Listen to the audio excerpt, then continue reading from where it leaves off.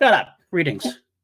We here at PLD Projects want to make it known that we wholeheartedly support the strikes by both SAG-AFTRA and the WGA against the greedy corporate studio executives.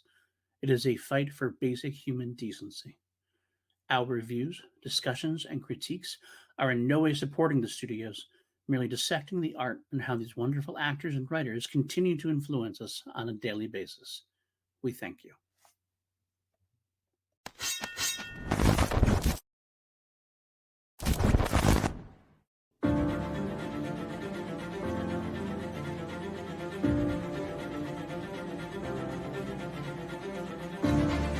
PLD PJ Campbell. Two mediocre white dudes on film. Because frankly, we know you don't have enough of that in your life. So we're here to give you more. And without further ado, here are two mediocre white dudes on film. We're back, baby! Two mediocre white dudes, the final chapter. Oh man, we're ending the show? We're ending the show. We're gonna come back next week, but we're ending the show. So, like, exactly like these movies, because they promised us and spent all this money in this movie and called it Friday the 13th, the final chapter. The slash movie is dying. We're ending this series. It's finally ending. It's going away forever. And then it was really successful, so we released another one in 1985. But don't worry about that. It really makes me laugh because I texted you that last night because we were talking about the Saw franchise, because there's a lot of rumblings about what's going on currently with Saw, because Saw 10 opens this weekend and people are talking about, oh, we're going to need more Saw movies after this, because presumably people are excited to see Jigsaw being Jigsaw again. Which means that the Lionsgate is just assuming everyone's going to go see it, which I kind of don't think they're wrong. There seems to be a lot of hype around this thing, and they were brilliant with that AMC marketing ad. Oh yeah, that spoof thing that AMC perfect. Then had pulled down. Why? Why would you do that? Like AMC, bunch of dead fucks over at AMC. Bunch of dead fucks. Yeah, run that through your computer. Friday the 13th Part 4, you know what we're talking about. But it's just like they're clearly making it an event because it's a Jigsaw movie about Jigsaw while he's still alive during like the time frame that you remember loving it. So it kind of feels weirdly like a legacy sequel. Right. It's weird because it's not like that long ago that we had a Saw sequel. So it's like not like it's right. I mean, there's no time. It's very odd. I really built up that legacy part of it. You know what I mean? Yeah, so we were kind of talking about it, though, because they're talking about how they're working on a sequel apparently to Spiral also, and then Saw 11 and 12 already. Like, Lionsgate's about to go back hog all in. Yeah. If this new one makes money. But it was funny because it was like we were talking about, you and I, we both like parts of the franchise, but we're not huge on it. Yeah, that's not actually quite a few I haven't even watched, to be honest with you. I should go back. It's a stalwart. It's kind of an iconic franchise at this point. So I really should, as a horror fan, go through it. But I'm not gonna lie, like the torture porn thing really isn't my. It's not my bag. Right. I mean, it's not like I'm not a prude about it. I don't mind. Hell, I love good kills and everything else. Just whatever. It didn't really float my boat, so I never really got into it. But if it's gone this long and have this many sequels, obviously there's something endearing about it to people. So I might as well go back and watch it. Oh my God, wait a second. All right, you just said it. You said the thing. If a franchise runs that long, there's really clearly a reason it's endearing and people like it, and we should be covering it on this podcast. Does this mean that I'm finally going to get Puppet Master through? Damn it. I just kind of painted myself into a corner with that, didn't I? Yes, we'll do really Puppet Master someday. I'll put it out there. We'll do it someday. That look off camera just right now. I feel like you're lying to me. I feel like you don't actually want to do the Puppet Master movies. I would never say that. Full of shit is what you are. Maybe.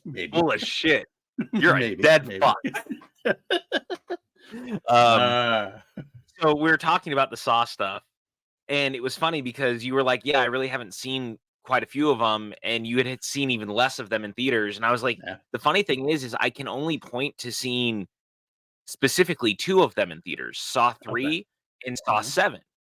And and the funny part of that was I was like, and I went to see 7 in theaters because it was the final chapter. And like I had seen all of them to that point, but most of the time I would only catch them on DVD after the fact. And you were like, yeah, final chapter my ass, you know, and I was like, yeah, no shit. But like to Lionsgate's credit, they waited 7 years to do another Saw movie. Like they actually pumped the brakes, and it felt very final because even when you'd hear rumors about another movie, they never really came to fruition. So it was just kind of funny that then we were talking about this one, and it was like, yeah, the final chapter that they literally make a sequel to next year. Next year, yeah. You know, credit to where credit's due. Lionsgate actually let Saw the final chapter be the final chapter for a while. For a while, anyway. I mean, Friday, I gotta say, I think Friday the 13th.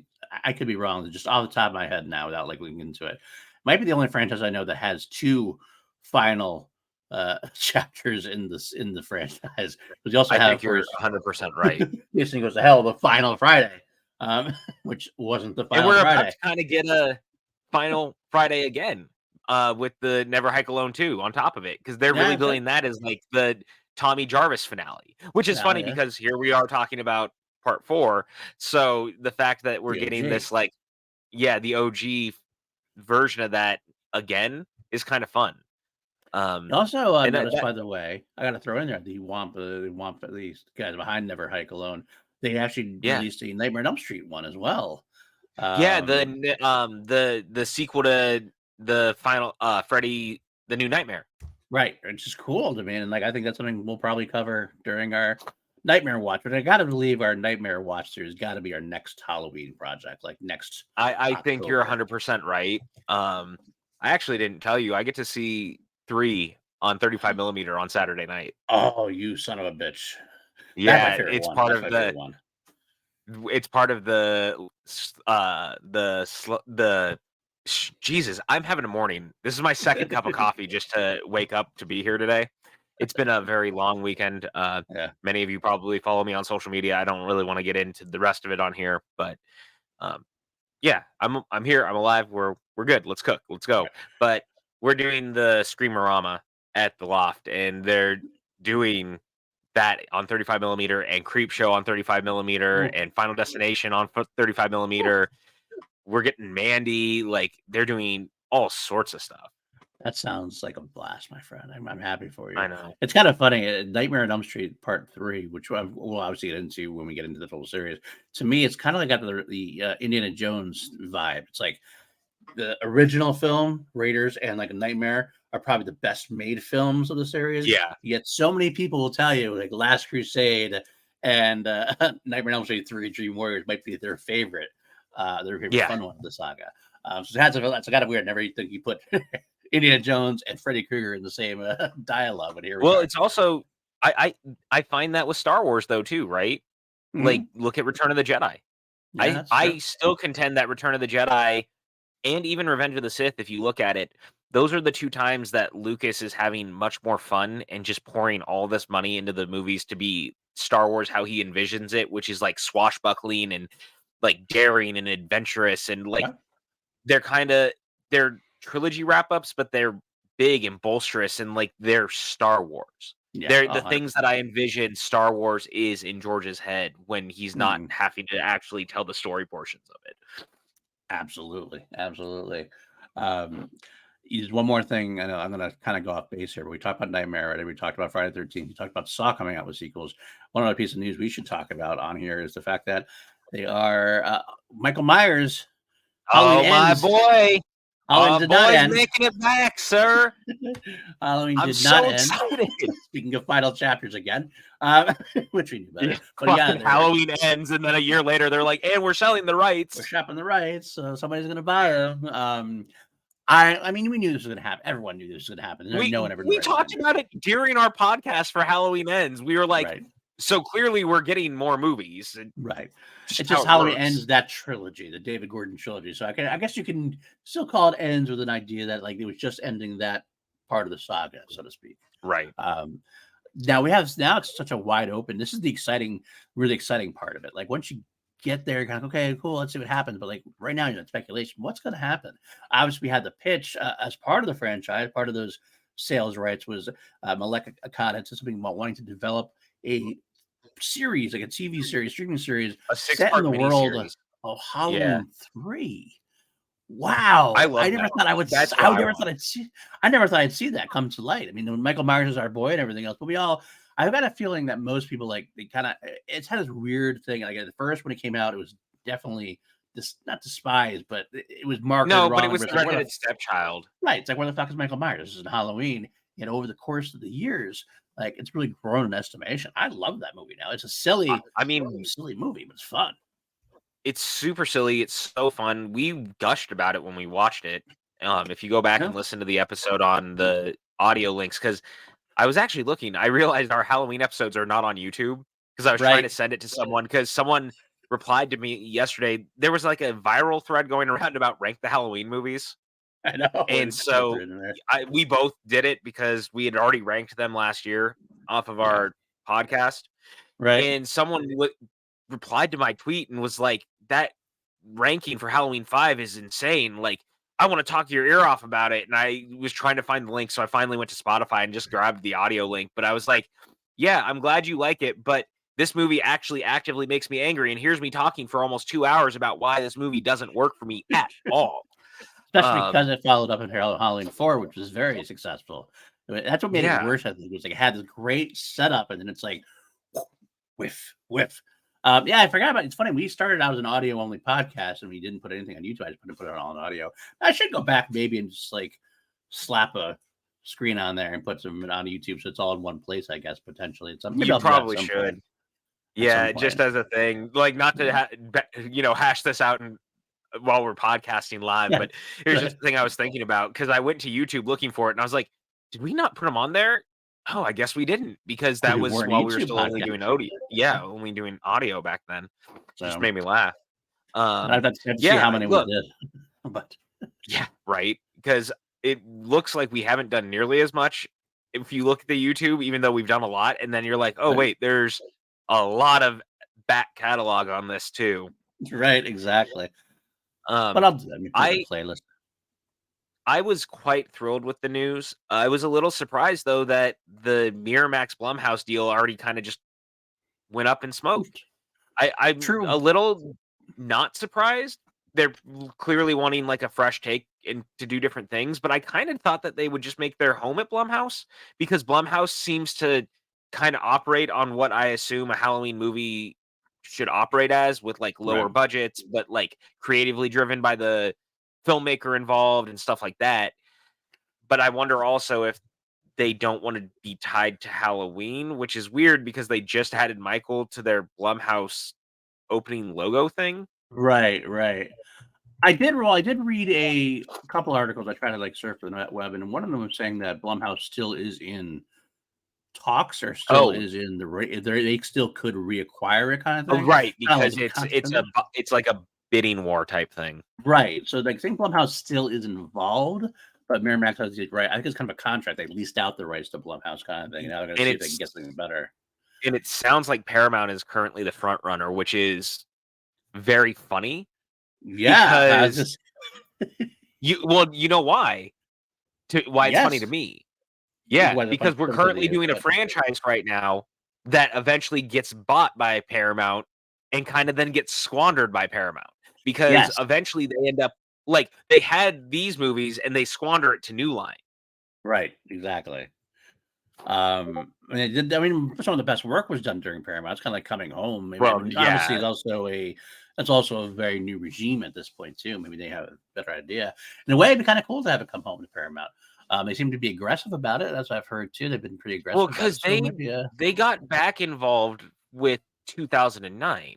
That's kind of where the squandering part comes. But I guess I can't be too hard on them because lawsuits and absolutely things around the franchise. So it's harder to give them too much of a hard time because it's also like, I mean, I think they had a time frame which they could have gotten it done before all that legal nonsense was happening. So they also did squander it. But It's The weird. point It's is, strange.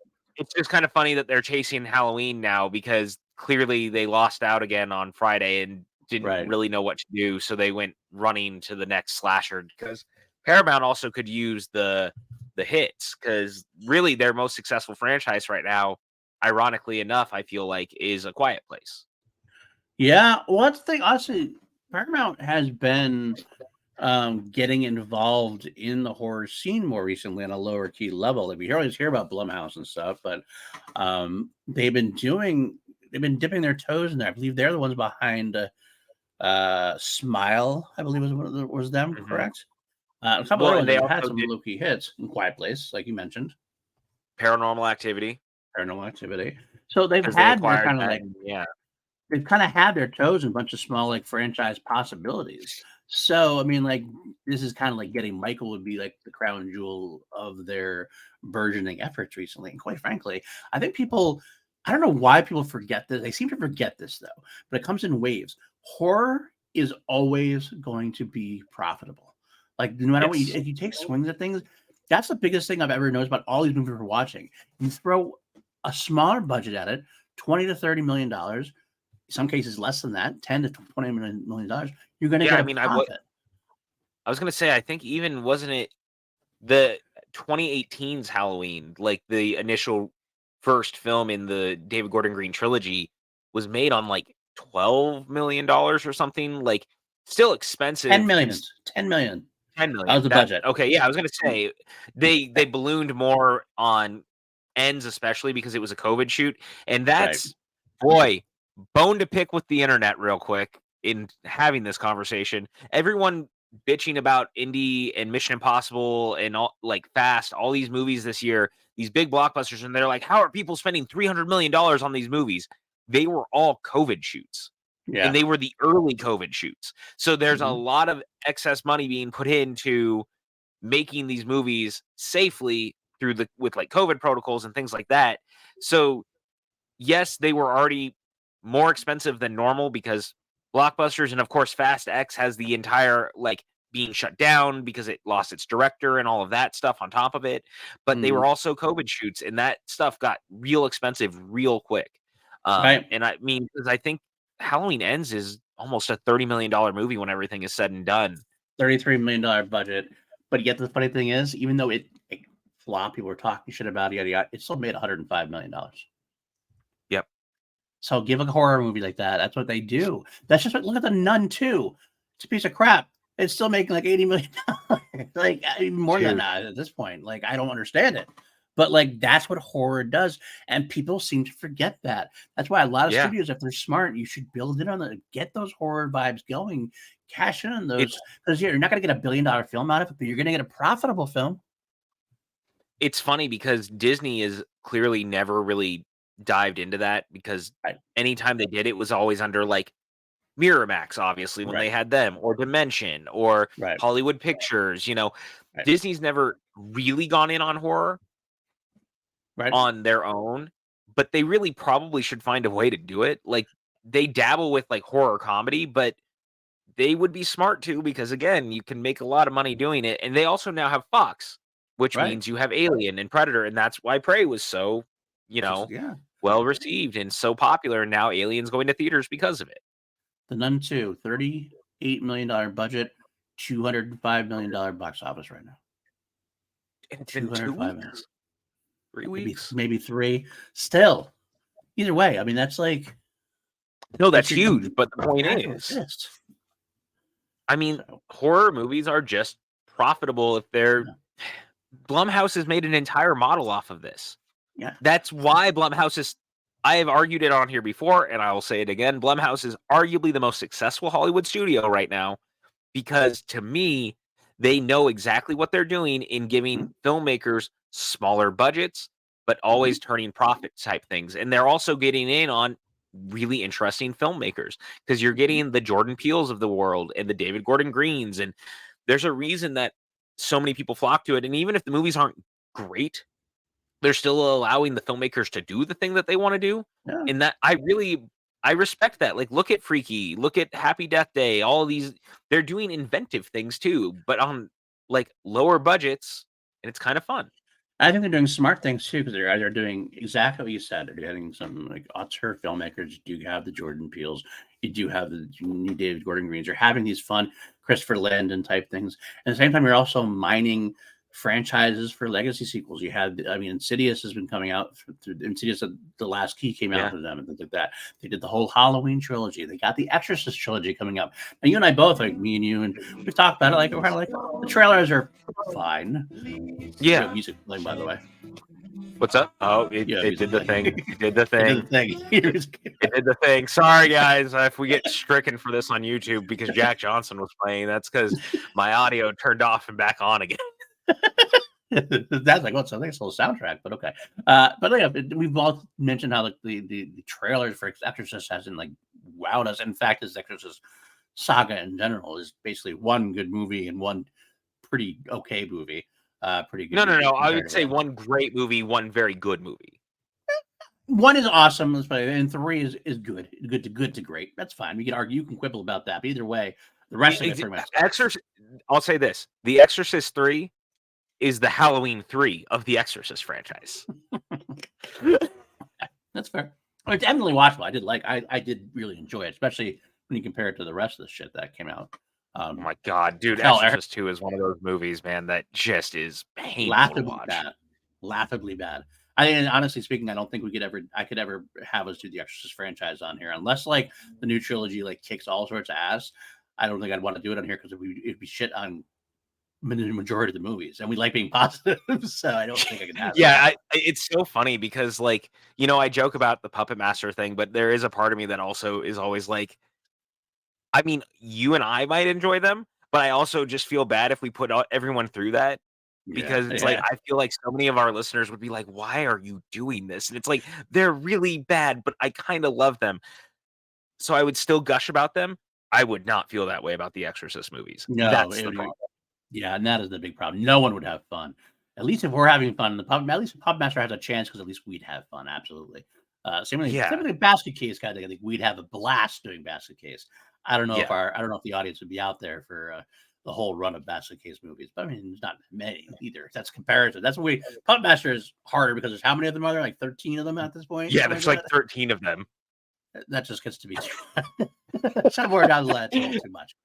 Well, maybe especially we'll do like one or two of them as a one-off or something here and there. Maybe we'll sprinkle it throughout. We'll have every once in a while Puppet Master will kick in and we'll do like a little in between. There's Puppet Master 1. Like a year later, we'll do Puppet Master 2. We'll do it that way. Well, there's another way to do it too, where we could do like 3 or 4 at a time, where because they're there's a certain sect of them that feel kind of like contained to each other. Right. So you can also you like dole it out in those like weirdly contained versions. I like how you're trying so hard right now. You're really trying. You're pushing. I've been begging to do this for like 2.5 years, I feel like, because it started as a joke, but then like as I was rewatching them, I was like, no, I actually really want to cover the Puppet Master movies, and everyone is going, why? Please no, please God no. Remember, I think so. Every time you mention it, I lose subscribers. That's all I gotta say. I know that in the chat, we have this chat for patrons of the channel, and there was a while like anytime anyone was like, hey, I don't know what to watch, what should I watch, and I would be like Puppet Master. They're like, god damn it, again. BJ. God damn it, BJ. No thank you. May I offer you a Puppet Master movie, sir? You know what's funny is like on the other end of that, then there's Phantasm, where there's only 5 of them, and we've also talked about doing those, but I fear getting to the last one because I would be really, really excited to talk about the first 4, and then 5 is just like really kind of off the rails, and you're just like, ooh, man, I'm gonna have a hard time being nice about this one. Yeah, and I mean that is the downside of us doing these franchises. I like the completeness of it, and it's so fair. We shouldn't just. I mean, we should look at all the films, so they are part of a franchise. That's what we do. But yeah, look, man, we talked about Halloween Resurrection on here. All right, we did. And you know, Friday the 13th has a couple of not as great chapters as well. We're gonna get into some of those eventually. They all do. They all have some stinkers. But we try to do our best. We know Like I like to say best that it's always somebody's favorite movie. Somebody out there loves Halloween Resurrection. Actually, I know a couple people who do love Halloween Resurrection. Oh yeah, we know Brandon Hanna. Brandon Hanna. I'm calling you out by name, Brandon Hanna. Right. Brandon Hanna and Sabrina both actually. They both loved Halloween Resurrection, and I try. Like I went back. I hadn't watched Halloween Resurrection in a long time, and Brandon Hanna posted on Twitter. Him and Sabrina both posted how awesome it was. If you look at it, let's see what he say. If you look at it at not a Halloween movie, you could love it. I went, okay, I'm gonna watch this again. Try to do that and see what happens. I still hated it, but that's okay. It's just not a good movie. It's not. I'm sorry. Halloween Resurrection is bad. It should feel bad. It should sit in the corner with the little dunce hat thing on and just sit and stare at the wall. That is a bad movie. I do like Katie Sackhoff. That's about all I can give it. So that is a bad movie, and it should feel bad. That's about I said what I said, damn it. It is a bad movie, and it should feel bad. That's about all the positivity I could vibe for that movie was that. I got to see Katie Sackhoff, and I love Katie Sackhoff. That's about it. And yeah, I will give it. Well, I'll give it one more thing: the memeability of it, of Busta Rhymes. That's about it. Oh yeah. Outside the movie, motherfucker. Outside the movie, that's funny and good. Inside the movie, it's still pretty shitty. Yeah, it's not good. And it's funny because then there's like Halloween 2007, where I thought going in I remember really disliking it, and then I found that was like a very therapeutic podcast for me, where like I really came around on it, and then like our H2 one was like the biggest love fest of all time, which we were all both surprised at. Like I always liked the zombie movies more than you did, but even H2, I think in my rankings is up in like the top 4. I think I love Zombies H2 now.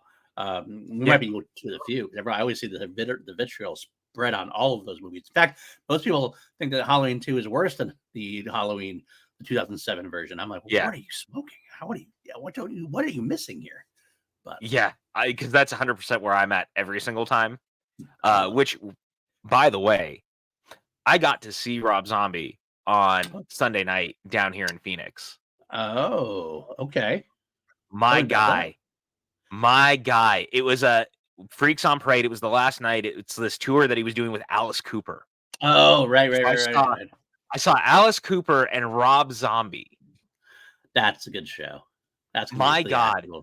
When I tell you that I feel like I transcended like time and everything that you and I love about horror movies and music and all of it in one place, seeing Alice Cooper actually like donning the straitjacket and like on stage with the sword and singing Schools Out and No More Mr. Nice Guy and 18 and $1 Million Babies, and then Rob Zombie doing Dracula and House of a Thousand Corpses.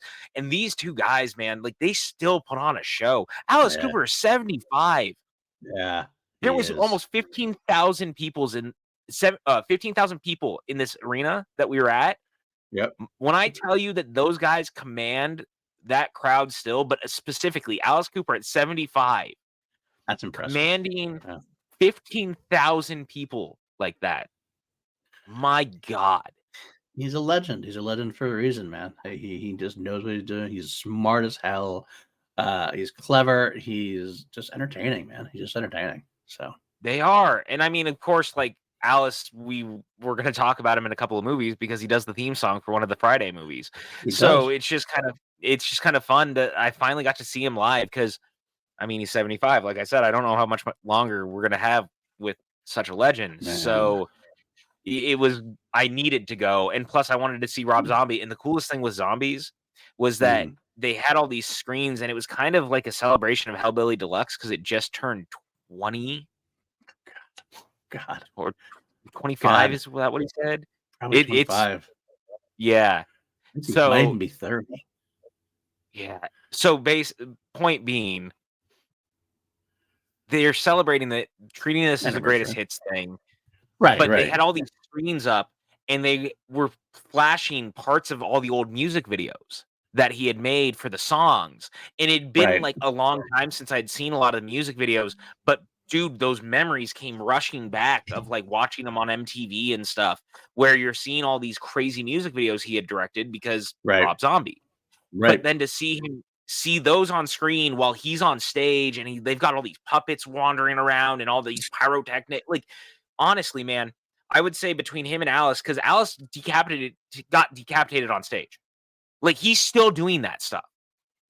These dudes are like the most insane musical genius professional showman ever. It might be one of the greatest concerts I've ever been to. That's awesome. That's fun. And I'm really glad for you, man. It's like at the point, like, we're getting older now, and like I'm realizing all these legends that we kind of like took for granted in a way. They're like all winding down. They're all going to stop touring soon eventually. So it's like, we really should get, and like some people come up to go, oh, they don't sing like they used to, they don't play like they used to. Of course not, but like they can still they can still do it though. They can still do it, and like you're lucky to be able to see them in person. So you should. That's exactly. It was funny because I said that to someone yesterday at the bar because someone was like, "You went and saw Alice Cooper?" Like, I'm sure he doesn't sound great. I was like, he sounded fantastic. He's taking care of himself, and he still commanded 15,000 people. I couldn't do that now. I'm 33. Absolutely, man. You know, like, yeah. So to your point too, I was having this thought. So I rewatched Dial of Destiny recently. Shocker, I've been rewatching it a lot. I fucking love this movie. And I had this realization about legacy sequels. And some of the ones that I really love, and like a lot of what I've been enjoying about legacy sequels, the ones like, to me, like this one, and when you look at even Logan in some capacity, obviously because Mangold, but Last Jedi, like these very many years later, the reminiscent legacy sequels. I'm loving these last chapters because I actually like seeing my heroes in their like twilight year, twilight years, and that like it is exactly what you were saying. That reminder of who they were and why we loved them and what we loved about them, and to see them doing that one more time, to see how talented Mark Hamill can be as Luke Skywalker, but also giving this just insane performance, that just you had never seen him give before. And again, to me, that's how I felt watching Dial of Destiny with Harrison Ford. Like, there's a very different Indy in this movie that we had never seen, and seeing those performances, seeing those stories, it's very moving to me. And I think that's why I enjoy them so much. I think part of it is like a human thing. Like it's kind of like because we're getting older too. Obviously, I mean, you're only 33 again. I'm 40. I mean, I'm 47. We're getting up there. Like, so we get to see our heroes, the people we loved as kids. We're getting older too. So as we're going through the same type of things slowly but surely.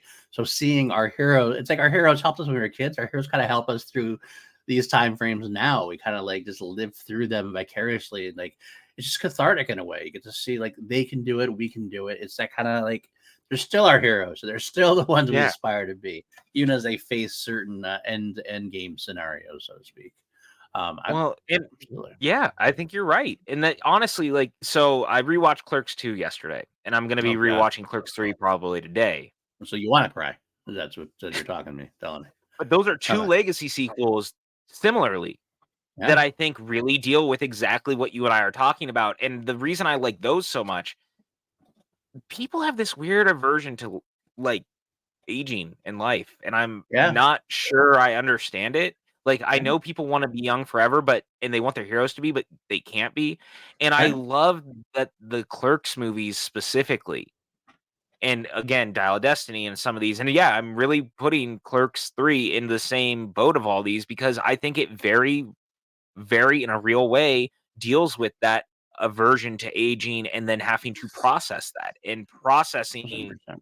What things are. And there's a scene in it specifically I'm thinking about that is kind of funny in hindsight, but it's when Randall is having the procedure for the heart attack. And he's waxing poetic about young Luke Skywalker showing up in The Mandalorian. Right. And then he's trying so hard to hold on to like young Luke and the young everything. And then the story is, wait, did I waste all of my youth? And because I was so stuck looking at it, and recapture it. And so then the whole movie is about trying to recapture it and then realizing you can't. Right. No, I mean, it's funny. I agree with you. Some people would like laugh at putting Clerks 3 and that kind of serious thing, but quite frankly, Clerks 3 wrapped up in a lot of dick and fart jokes, absolutely, because that's what Kevin Smith does. But if you peel back that onion, there's a real deep heart in that movie that Oh some my people I think god, dude. miss. I think if we got it right away. Some people I think have missed it. What's fascinating to me about Clerks specifically, we're going to go down this road, is that Clerks is one of the most unique things in that we actually got kind of like slices of life because of how they were. You had Mhm. Clerks in 1994, Clerks 2 was in the mid 2000s, and then Clerks 2006. 2006, right? And Clerks 3 is like the slash year. I mean, that's a great, like, so that's where they were there. That's where they were 20 years later or whatever, 10 years later. And that's where they are another 10, 15 years later. It's like you don't, so we actually literally grew up with them in 3 Yeah, episodes. We got to see where we were. That's and fascinating you to me. also you even got little sprinkles of them too, right? Say in Jay and Silent Bob Strike Back Right. and Reboot. Right. Like, So we you see still the get to little see bits and those. pieces. Yeah. Yeah, and so it really is kinda like fascinating slice of life because even then, that's like the in between of 5 years between those. Then you get to like, another kinda 10 years later and what's Dante doing and stuff like that, and then Right. and like the irony of us not realizing just how dark that situation really is until you get to Clerks 3. But like, yes, we're getting slice of life, and you're doing it in a way that feels so profound because one is definitely about your life in your 20s and realizing maybe it was not what you thought it was going to be. Life Right. in your 30s when you feel like everything's gone off the rails and did you miss everything? Only to be reborn and realizing you can still live. And then 40s looking back on, did I even leave a legacy? Right, exactly. Um, the movies are far deeper than they get credit for. And I understand I why, because like this, there's a surface love for all the comedy bits and Kevin Smith being Kevin Smith, but man, there's just a heart that it's hard to. If you don't see it, try a little harder. Watch them again and look for that heart 'cause it's there. It's beating I big. think 2 and 3 specifically, and even I will argue Reboot on top of this. I do too. Yeah, I was gonna say the 3 of them like, I actually think that all of his movies outside of the original Clerks have a very specific beating heart, and I don't mean Clerks doesn't have a beating heart, it's just not like a poignant movie, Right, it's what Kevin Smith is known for, right?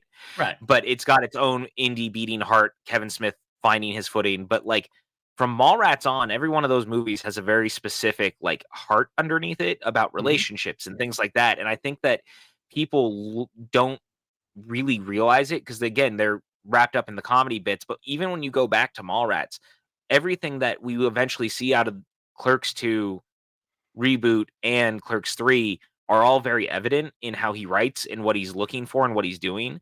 And Yeah, I think that people overlook that for the dick and fart jokes, yeah, which has made them weirdly harsh against Kevin in his later years because you yeah, see it all the time. The internet is weirdly turned on him. And yeah. you're like, I don't understand it considering he's doing what he's always done. And I actually think he's grown as a filmmaker though over time too.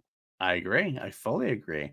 But the dick and fart jokes land differently now when you're older, I guess. And they don't. I guess you could say that they're saying he hasn't progressed because it's the same old jokes, the same type of jokes all in all. But like that's a surface level look at the films. Like to Yeah. me, they're so funny.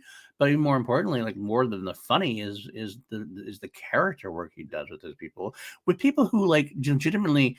I mean, I don't wanna sound like I'm knocking them, but they're not like actors. They weren't actors growing up, you know what I mean? Like No, they were their friends.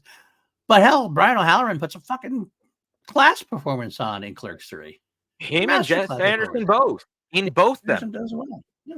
It was so funny too because when I was watching Clerks 2 yesterday, I was watching it with the lady friend. Right. She'd never seen it. And Ooh. she and I watch bits and pieces of like the Kevin Smith stand-ups and things like that because I like showing her certain bits of the stories and the things like that. Right. And we had been watching one about the Clerks 2 shoot, so we decided to watch Clerks 2. You can pretty much watch Clerks 2 in a vacuum, to be honest. Yeah. Like, you don't You need a could. lot of the other bits and pieces. Like, you can kind of Right. fill it in from dialogue, the things that have happened. And I do plan eventually to like go back through and show her others, but she's not like a diehard movie fan like you and I are. But Right. she is very cool about letting me show her things and very receptive to open. She watched Friday the 13th Part 4 with me last night. She doesn't even like Oh, scary movies like, at all. Yeah, good for her. She kind of ignored that it was on, but she sat with me, which was really cool. And Yeah. like, she kind of let me have my running commentary. And then she was like, okay, I'm really trying to like ignore that it's also on because I don't really like scary movies. So go back to doing you. But like, I also like listening to you. So thank you for cluing me in on what you're thinking. She's the best. I love her. It's amazing. That's awesome. But we're sitting there watching it, and the movie Clerks 2 ends, and she goes, man, that was like really deep and like very very emotional. And I was like, yeah, like it's a good movie. Yeah, it Like really it's a is. way she was like, that's much better than I would have anticipated. Yeah, It's like, yeah, absolutely. they're like these movies have this heart. That jailhouse scene ranks so high in my scenes at all. Like, I love that scene between the two. Well, the four of them really, but it's really Dante and Randall.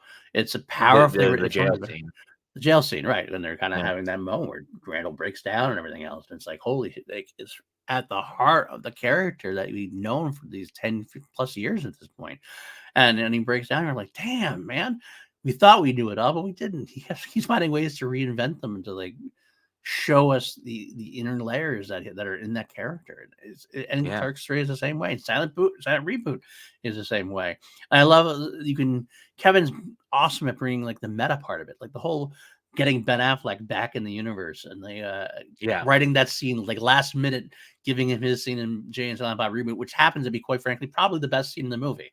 It's absolutely the best scene in the movie, and it's the best that Ben Affleck's have been in any of those movies, Yeah, which is saying something absolutely. because I think he's great in everything from Mallrats Yeah, on. I'm a big fan of Ben Affleck stuff, but like, That's yeah, not very absolutely. hygienic. That's all I'm gonna tell you. It's a beautiful thing, and like the meta story of how that happened is a beautiful thing as well. Like the whole, I mean, he tells that story everywhere. How like he like didn't want to ask him, was scared to ask him, and he got pushed by his wife. And my people like texted, didn't even know if it was the right number. Just got that text back from like just it was a heartwarming And story. Yeah. and quoting Conan the Barbarian. Only you would call yourself a king, you son of a bitch, or something like that. Ben Affleck Yeah. answered back. I think it's great. It's a heartwarming story of two guys who fell apart and come back together because that's life. That's something that happens in life, and to rekindle those kind of friendships as years go on, it's a wonderful thing. Kevin captured it brilliantly. Yeah, Are we and I doing a mean Kevin Smith enough. podcast, or what are we doing here? I mean, to be fair, we kind of do this every week. Sometimes it's Doctor Who, sometimes it's, this, that, or the other thing. But this one today felt like a love fest about legacy sequels and Kevin Smith because it all stemmed from the Halloween thing. Because as you and I do, our conversations start here and end way the fuck over here. This might be we have gone 42 minutes and have barely mentioned Friday the 13th. The movie we started with it too. We straight up began talking about the podcast, like the movie itself, kind of, before going totally off the rails. This, unlike Friday the 13th Part 4's recap, and this has not been succinct, has not been a great package, but it's been a lot of fun. But I think I do real quick. Okay, I do have a old man yells at clouds moment though. Okay, go ahead. If you go to a concert, you paid to be at this concert. We all paid to be at this concert. And I know it's the 2020s and people have these handy little cell phones in their pockets that allow them to surf the internet and text their friends and call people. And as it turns out, record videos and take pictures. It's nice. It's great. Capture every moment in life, I guess, if you want. If you fucking put your phone in my face to keep recording a goddamn concert that I paid money to be at, and you're going to be this person and just keep waving your phone in my face, I'm going to break the damn thing. Put your goddamn phones away at a concert. Take a couple of pictures, maybe a minute of video. You do not need to record every moment of the concert. Yeah. Oh boy. Record the whole concert. That's fucking ridiculous. I don't understand it. Why are you not living the moment? Why are you not getting wrapped up in the music? I saw a dude Instagram living Rob Zombie's set. And the fucked up thing is, Rob Zombie at one point is starting one of his songs and asking everyone to put their phones away for 4 minutes. And this dude is Instagram living it while he's doing that.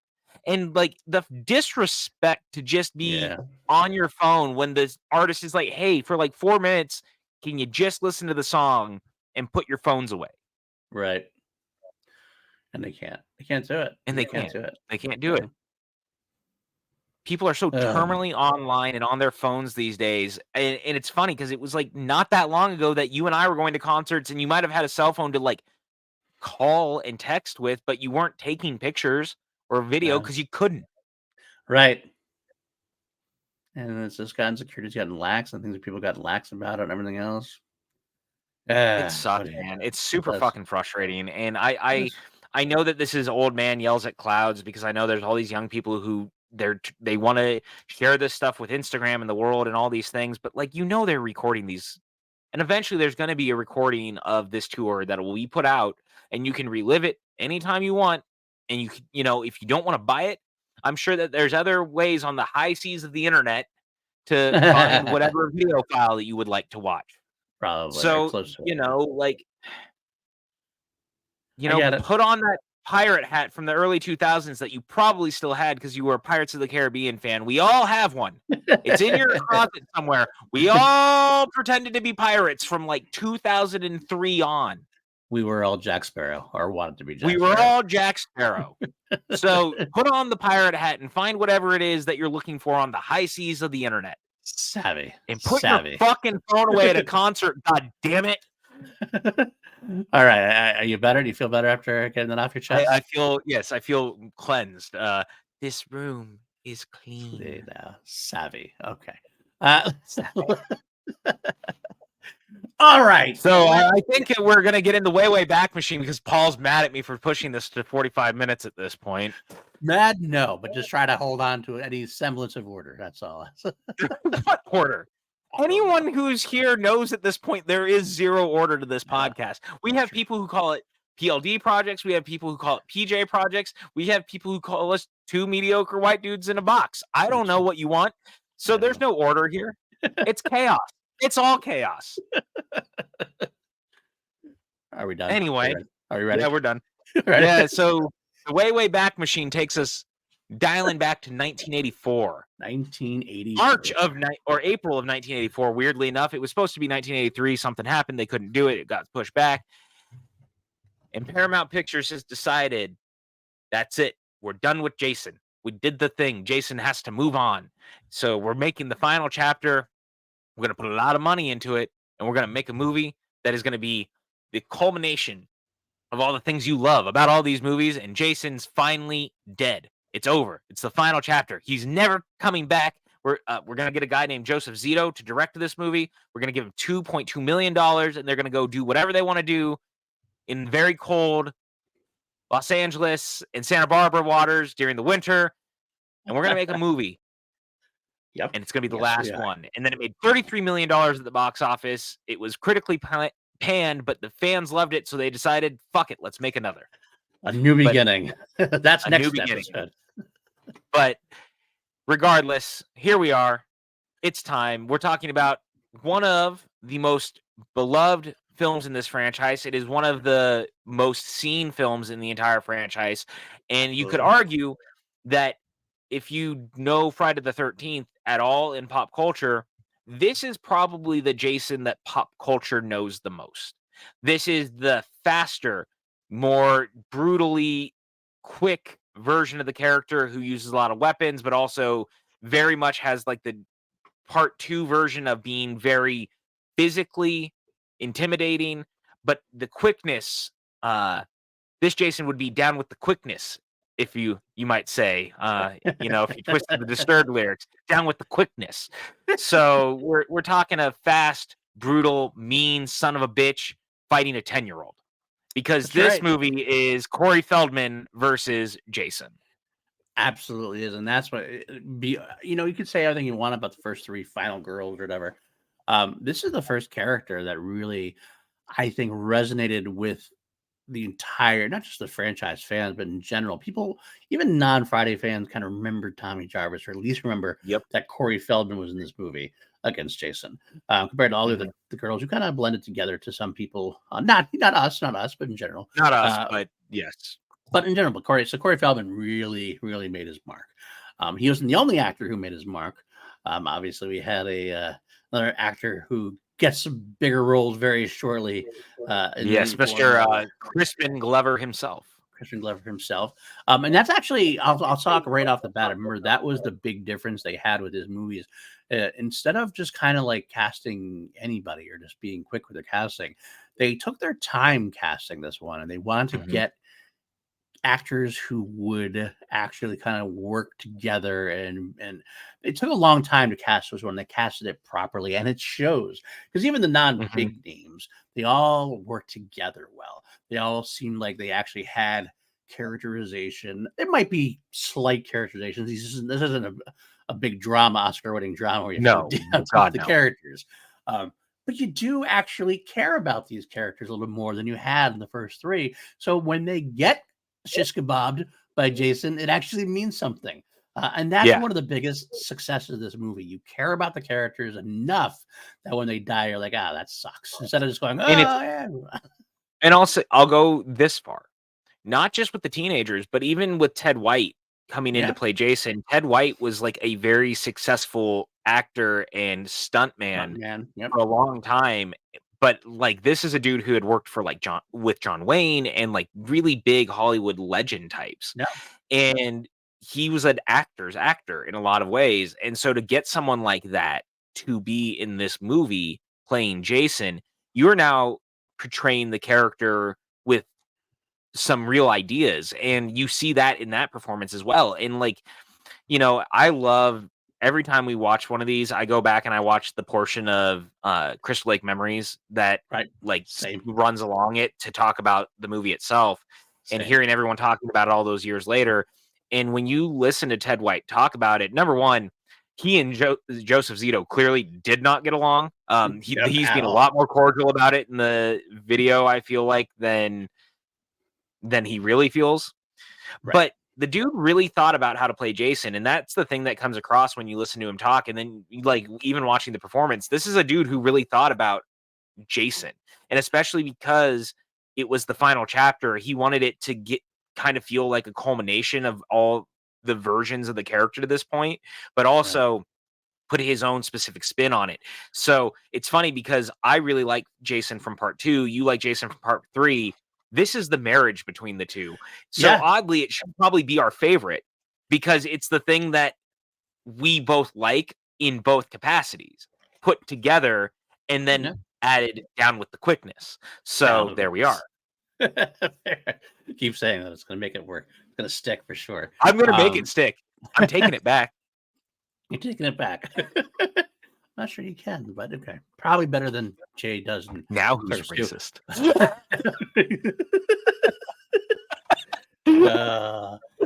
Clerks 2. Oh, Clerks 2. I'll say this too. Oh, go ahead. Sorry. No, go ahead. Go ahead. No, actually, go ahead. No. After you. I was going to start beauty, my friend. All right. Well, I'm going to say it started off right. We were talking about this in our text. It started off right. All the Friday the 13th movies so far had this like best of, or like this recap. And not just a recap, they show you the first or last 10 minutes of the previous movie. That's part 2 and part 3. They take 10 minutes of footage from the last movie and just show it in order to say, why am I doing this? The final chapter does it right because it is a market as a final chapter. Instead of that, we get the greatest hits instead, and we get it in 3 minutes. 3 minutes of this is what happened in the last couple of movies that you missed. A lot of cool kills, a lot of cool moments, and there's no time for funny business because we got stuff to get to. So this is by far the most definitively best of the recaps. I like this version. Oh, I loved this. Yeah, it was funny because I texted you immediately because I've seen these movies a lot of times, and I've done these watches before, but I've never watched them in a more critical way. And so in doing this, it's been kind of fun because looking at it in that regard, I was like, this is perfect. It's so quick. In like even the voiceover campfire side story parts from the last movie and the way that they do it and then intercutting the footage, it just works. Yeah. Absolutely it's really fun. That whole thing is great. And also, one thing you mentioned in your text that I also agreed with, like just the look of the film in general is so much more professional. The first Friday the 13th, or the second one too, and even the third, it kind of felt a little like the cable TV movies in a way, as far as how they looked. It's not a knock against cinematographers or anything like that. It was just like the grain and everything it was. It just felt dirty. This actually feels like a big screen movie. Yeah. Like they threw money at it because they were treating it as the final chapter. So the scope and the feel changes. It was funny because I made the joke while I was watching it with Megan that right after the recap and you pick up literally where 3 leaves off. And that is the most money they've ever spent in a single scene, probably ever, because there's helicopters and all these emergency responders and all these actors. And you're like, what is going on? Like there's real extras and real people and real things happening right now. Like it's so bizarre in a good way, but like you see that immediate, oh my God, we're really putting money into it. And honestly, once you get to the hospital, it's the same feel because we've never really left Crystal Lake in any capacity. You've seen hospital rooms, but we see like more of a hospital and like walkthroughs with cameras and like actual things that are happening in a hospital with extras. And it's so weird because suddenly the movie in the world feels hugely expanded. Yeah, absolutely. This feels less like a student. I guess that's what I was saying before. It kind of almost felt like a student film in terms of because of how cheap it was. Because there was very few set pieces. There's very few cast members. There were just the cast itself. There's no extras or anything like that. This actually feels more fully developed and fully realized and wants to celebrate the world. Yeah, right from the get-go, right? The helicopter light and it's like, wow, okay, this is a different movie. This is gonna be a different movie. We get to see Jason lying there on the ground, everything else. I gotta say, I did make a note. Police aren't very good with evidence here. They totally grabbed the axe or whatever without gloves or anything else. Just kind of throw it like, throw it back. It's good to go. But interesting. It feels like they have the dead Jason, okay, and they bring dead Jason. They bring him to the hospital, right? There's 2 things I thought of during this. A, they look at Halloween 2? Are they trying to make Halloween 2? Is that what they're doing? Do they like Halloween 2? They've been trying for a while. Because as we've talked about on here, right, in some capacity, studio notes lay around until they're used. Like, even an old studio note on a thing will eventually become a thing down the line. So hey, put Jason in a hospital thing sat around for, like, 3 movies. Because of the original Friday the 13th Part 3, if Amy Steele had come back, was going to be Amy Steele in a hospital, a psychiatric center, and everything else, and that's where we're going to start. Sure enough, here we are, Jason in a hospital. So this is definitely part of that thing. Like, well, okay, well, we can use it now because we can afford it, and we have the right actors and everything else. We can do it that way. Yeah, so I do, but I like the idea of getting. I've always liked the idea of Jason and Michael in hospitals because for some reason that really does add a little bit of, I don't even know what it adds, but it adds that kind of certain kind of ambiance to it in a way. Now what Michael did with it in Halloween 2 wasn't the greatest, as we know. Michael in Halloween 2 zombie version does a much better version of it, I think, to be completely honest. But Friday here, it's kind of a very cool way to bring him back and to make it thingy because you think he's dead. Everybody thinks he's dead. So when he escapes, it's like this back page story. They think that his body's been stolen and things like that. But it's a great moment in the hospital. Of course, first of all, getting Bruce Mahler from Police Academy as Axel, the horny coroner, as you say. I love having Fackler in there. I'm a big Police Academy fan back in the day, so I'm watching him in a completely different kind of role. Because like Fackler is like this nerdy cop who's a klutzy cop. This is just this horny coroner, and it's a funny character to have.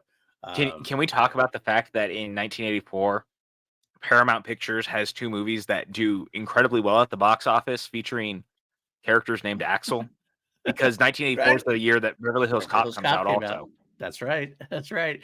This is a very different Axel for sure. No, well, I mean, one looks, Yes. It's not just skin deep, is what you're saying? I'm not just skin deep. Okay, perfect. Although I don't know, I could see Eddie Murphy putting his sandwich down on top of the dead Jason as he's checking him, and I could possibly see that. I agree. Yes, I agree. To your point, real quick, I wanted to chime in on the Jason and Michael actually like leaving Haddonfield and like doing other things and like going in other places, jumping way ahead to Freddy versus Jason versus Ash in like the Jason canon. The interesting thing is seeing him like wandering out of Crystal Lake into like a shopping center and going into the S-Mart and having a field day with the people inside that as well. And I do think that there's something to be said about putting these characters in environments that we're not used to seeing, because Yeah. I love the Friday movies, but by part 8, you're getting a little burned out on the, hey, we're hanging out in the woods a lot. Right. Like, it starts to kind of feel like it's Campers and counselors, done campers this and before. counselors, campers and counselors, rinse, repeat, Yeah. rinse, repeat, rinse, repeat. Absolutely. And Definitely I can, and know that's that why there's they a blend formula. together. Yeah. Right. And I know there's a formula. We all understand there's a formula. There's nothing wrong with that. But there is something to be said about taking a swing and trying things and doing things a little differently, Yeah. or just finding different ways to do them. That's why I think Scream has been very successful, is that Scream has gotten out of its own way to try to push itself out of, it's been about every other movie. They end up back in Woodsboro in some capacity, but like even outside of that, when they get back to Woodsboro, it's different places of Woodsboro. It's different Right. settings in Woodsboro. They Right. continue to try to change it down to the new one taking place in New York, which was such a different feel.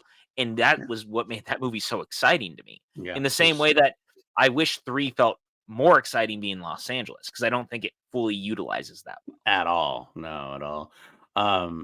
I agree. The setting is a big play, is a big tone setter, and having the differences makes it more memorable. And you can pick out things more because you remember that stuff. Remember Jason being in a hospital here. You remember Jason being in a cornfield in Springfield, everything. Jade, Freddy versus Jason. You remember Jason being in outer space on a spaceship for damn sure. Well, I mean, because Jason X is one of the all-time greats, number 1. Yes. Yes, it's a great time. It's an absolutely great time to add the movies for sure. What a swing they took. They actually, towards the end, they start taking these bigger swings. Hell, the final Friday, Jason Goes to Hell takes a lot of big swings, misses a For lot, better or worse, some might misses say. a lot, but I appreciate the swings they take. At least they're trying something new and different, which is kind of a cool thing. Sometimes it works, sometimes it doesn't. It works here. It definitely works here to get a little bit. And this in part 4, chapter found like the final chapter. It's not like they rewrite the book. They obviously God, get back to they get back to the council, the camps. Not no counselors this time, but get back to the woods and the campgrounds. But it just a little bit outside. It's like, okay, it's a little breath of fresh air. Okay, now we can go back in a way. It's like getting that like palate cleanser in a way before you go back to the meal, so to speak. But. No, it's funny too, because as we continue down this path, one of the things that I thought was interesting in this one is that they also go back to the whole Pamela Voorhees thing in a weird way, because there's this like very interesting dichotomy where Mrs. Jarvis is kind of hinted at maybe she's the killer. Because they Yeah, the also red go back to herring. that formula. Like, there's a little bit of a red herring, because when the teenagers are coming to town, first it stops, and that's where we learn Pamela Voorhees' name, number 1. So Right. we never learn Mrs. Jarvis's first name. Right. And they're kind of playing into that. And when the teenagers show up, she's kind of looking out the window, and there's like this little bit of a sinister look on her face. And it's funny because they said it wasn't necessarily planned that way, but boy, it kind of feels intentional. It really does the way it was. I think the actress kind of knew what she was doing. Because you could play it off either way. You can play it off simply that like what it ends up being is that the mother is just like a little disapproving of all these kids moving in next door, especially if she has impressionable young kids of her own. But at the same time, it does kind of give you that like sense of, is she gonna go off? Is she kind of because we have a history of scary mothers in the franchise, so it makes sense to tease that. A lot of little red herrings like that throughout, which I appreciate for sure. This movie, again, because it's the final chapter, it really does feel like they tried to go in and go like kitchen sink, if you will, Yep. everything that people loved about the movies, to give it this very different, like, it feels like a weird love letter and almost a legacy sequel in its own right, of wrapping Right. up all the things that people like about the thing and trying to make you remember why you liked that thing. Right. Yes, absolutely. And I kind of love that, because this feels like a proper love letter to the franchise at the end Agreed. of the day. And it really feels special because of it. And because they put the money into it, it also feels like even Paramount was like, look, these movies have been successful. We want it to go out on a high note. We will allow it to be like the biggest, best version of itself. Yeah. And it kind of comes down to what I was saying earlier about George Lucas and like Return of the Jedi and Revenge of the Sith. going all out on these big finales that feel like love letters to the things that came before. So that's very cool when you're watching it. And I think that, again, to your point with the casting, that played a huge part, because I think why this movie is so successful is that everyone inside of it are real actors who are really putting in real work to Yeah. work together, down to Ted White not hanging around them and actually freaking them out and hating Corey Feldman. Yeah, he did too. I don't that's He hated Corey Feldman. I think he doesn't like kids in general. That's my feeling of the subject, to be honest with you. But that's Ted okay. White doesn't like a lot of things, it felt like. Yeah. I'm gonna be honest. Every time you yeah. He's very Yeah. crotchety about things, that's for sure. I kind of feel like he might have been a little bit of the problem himself, maybe. I don't know if I'd ever want to really Mhm. work with him. But at the end of the day, he was also very professional about things too. So that's the Yes, important of part. course. I do want to go back real quick to the hospitals on my notes before we move on to the stuff. There's three things I wanted to mention. One of my favorite lines is when the nurse says, the nurse is making out with Fackler. This is the Super Bowl of self-abuse. Oh, yeah, that line is incredible. I laughed out loud. I kind of forgot that line, but I laughed out loud when I saw it. Secondly, I gotta say specifically, so Jason was dead, and they make out in front of the dead guy. Hot, first of all. Let's just have sex right next to the corpse on Hey, the man, door. look, Return of the Living Dead, there's, there's a strip tease in the middle of a graveyard. What do you want? Graveyard. That's true. That's true. But my question is that what brings Jason back to life? The sex around Jason, bring him back to life and go, I gotta kill these people now. They're having sex. You know what? That's a great question. I love where your mind's at. Yes. I think it might be what it is. That's what it is. It's Get funny back to life. because My the mission's not director over said yet. that the director swears up and down that Jason never died. He just continues the will to live. Like, so Jason never died in 3 is how they frame it, which is so funny. Like, you're like, no, he clearly does, but they're the retconning in life of being like, no, he just never died and he just keeps willing himself to live and he's playing dead. But that comes up to number. That's the number 3. That's the number 3 segment I have. Is like he comes back to life and starts killing them. If he was never dead, you have to believe he has injuries or these things. Like he had an axe in his head, machete in his head. He was. I mean, if he was to the point where he's dead, where he's carried into a morgue, how is he just moving with no problems afterward? Once he gets up, it's like he never was hurt at all. He's like completely Wolverine back into complete normal Jason at Yeah. this point. Oh, it's I shouldn't ask incredible. too many questions, I guess, but Oh, I'm not gonna ask any questions at all. We both know that we love these movies, so it's like we just accept it. And that was the thing. It was funny again, like in watching all this and like having my girlfriend next to me and we're talking about it, and it was like I just love that. Just we had no plans to get this far with these movies. He's just alive. There's no explanation, and we've talked about this on here. They just continue to be like, it is what it is. I gotta be honest. I think like on paper that sounds stupid, right? On paper, that's like, how can you do that? But yet, every time they try to explain things, that's when the series kind of go off the rails. They start trying to explain things too much. It happened in Halloween. And that's how we got the Thorn cult eventually. Yeah. Like, which is far Or away even from Zombies. Even Zombies' first movie. Yeah, 100%. You're trying to explain too much, and we don't need the explanation. Especially for horror movies. This isn't like some kind of, again, not some kind of dramatic film where we need to know all the motivation. No, we got the simple motivations. We know he's an undead killer, so he comes back again. You take that moment. Every horror fan or non-horror fan will watch this thing and go, "Oh, he's back? That's fucking stupid," and then they move on, and then they don't worry about it the rest of the thing. Like so, and that's what you need. It's so true. It's funny because I think of Thomas Harris and his back and forth with Hannibal for so long, and like everyone begging him for how did Hannibal become Hannibal Lecter? And he finally wrote Hannibal Rising, but it definitely almost felt out of spite. And like Hannibal Rising just unmystifies everything about the Hannibal Lecter character, and it's just like really terrible. Yeah, I don't. Sometimes you just don't do it. Yeah. But they often seem like they have to, and that's what ends up happening. That's what ends up going wrong. So, horror fans or horror directors, please do yourself a favor. Don't fuck it up. Just and to your point, right? remember for how long this franchise in particular, like down the line, people kept flirting with going back and doing movie prequels about Jason being abused by his father and his father like leaving them. And they were going to do origin films about why Jason was Jason the way he was. And it was like, no one wants that. Right. Do not go down the path that he was abused and that is why he became like, do not do that. Like, no, that is so uninteresting and such a bad thing.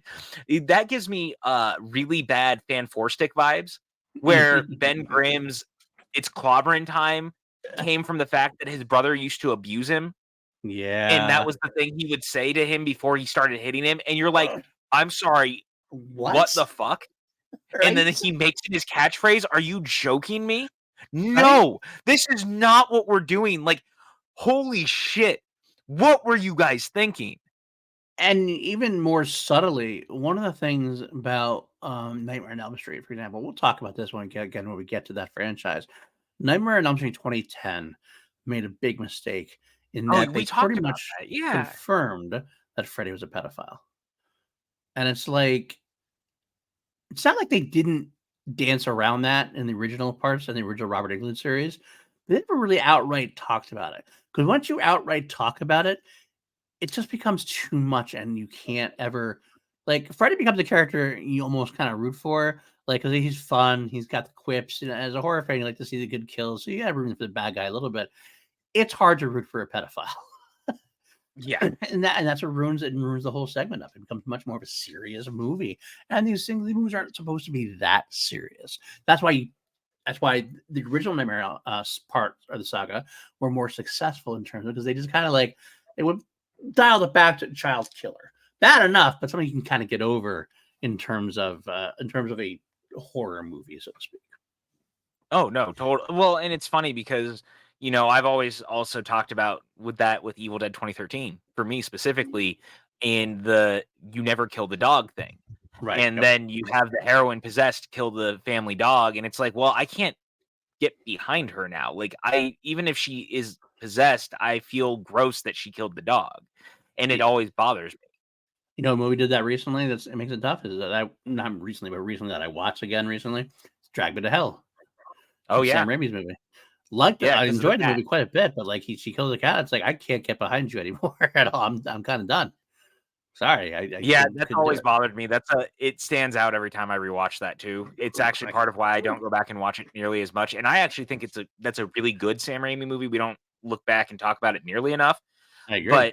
But that's also one of those, I get a little weirded out by it every time I go back. I go, oh yeah, that, especially because it's a kitten. Like, it just feels gross. Like, it feels really, really like you're playing on our sympathies in all the wrong ways, and it just, I hate that. I hate it so much. I'm a big, like, please leave animals alone in movies sort of thing.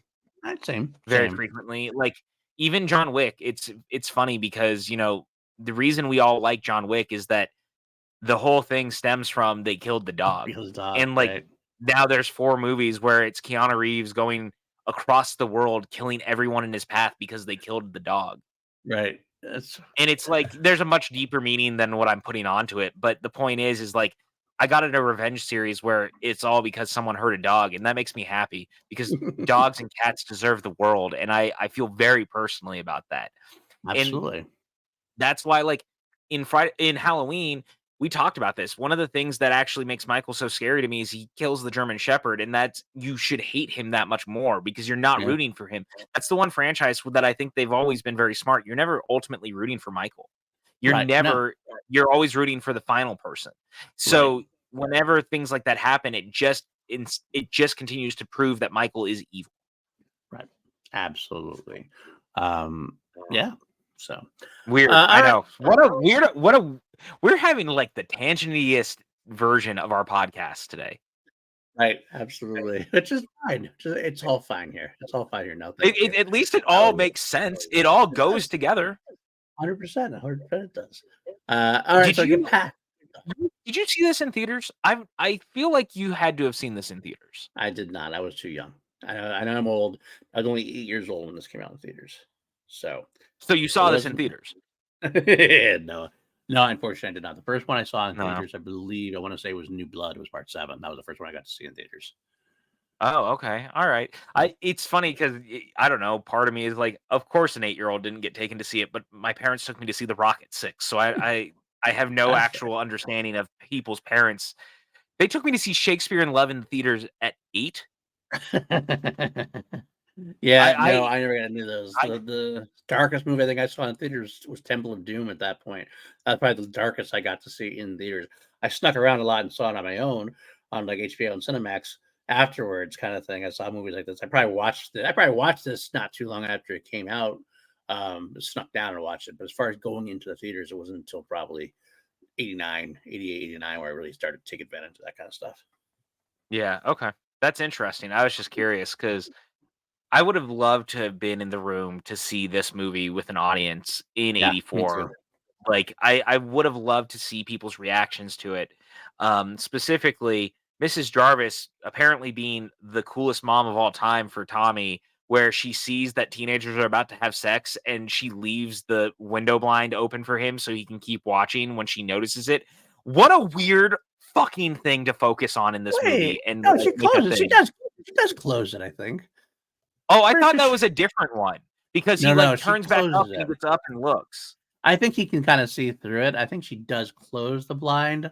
I I thought it was think a different blind she was closing. I At don't least think that's the so. way the edit feels to me. Okay, I don't think that's what happened. I could be wrong there Okay. too, That but then that is just how it looked to me last night right. while I was watching it because I was like, "That is so weird to me." That would've been very weird to see if that had happened, yeah.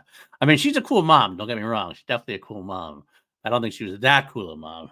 But Well, that's why I was like, "Huh."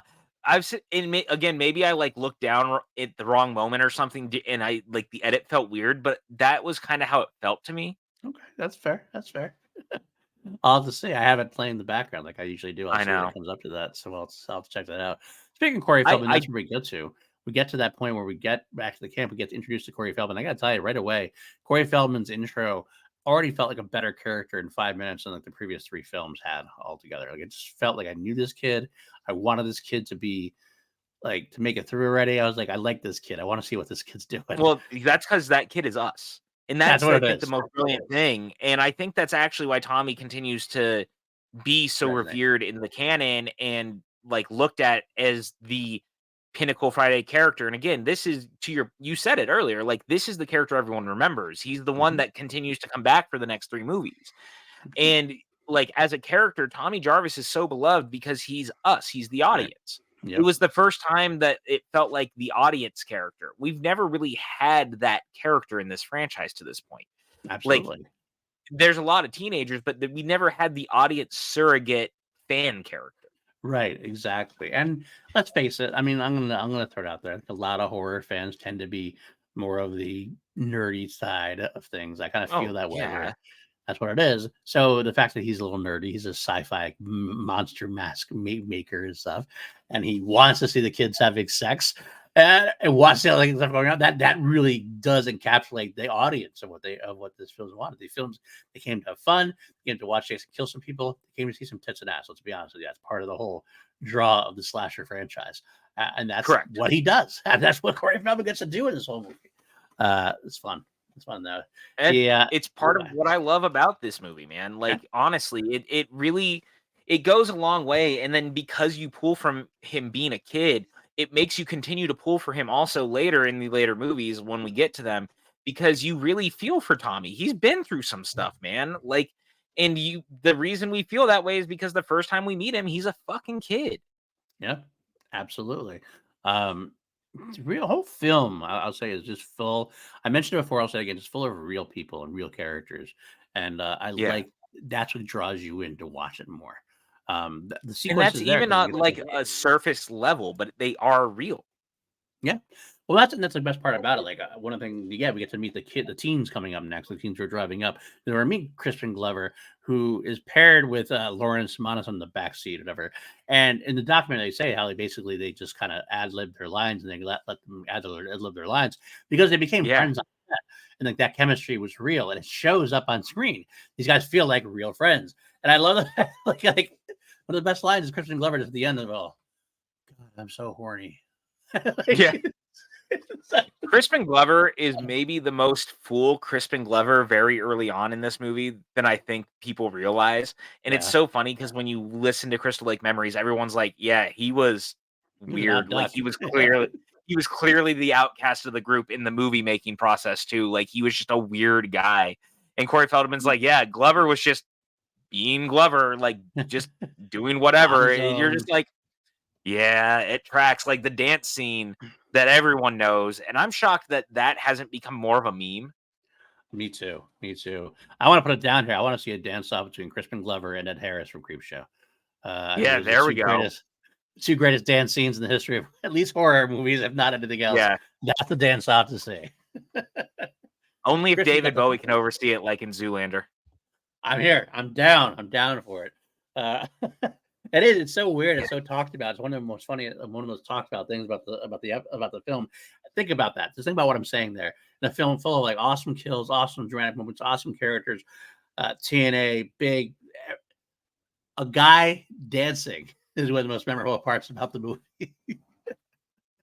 Yep, it's amazing. It's amazing. I love it though. I do love it. I don't know, man. Everything about this movie feels so fun and right because, to your point, everyone feels real. And so because they were all interacting and hanging out and working on the characters together, the friendships and the dichotomy and the love triangles and all of it feels so right and so fun. Right.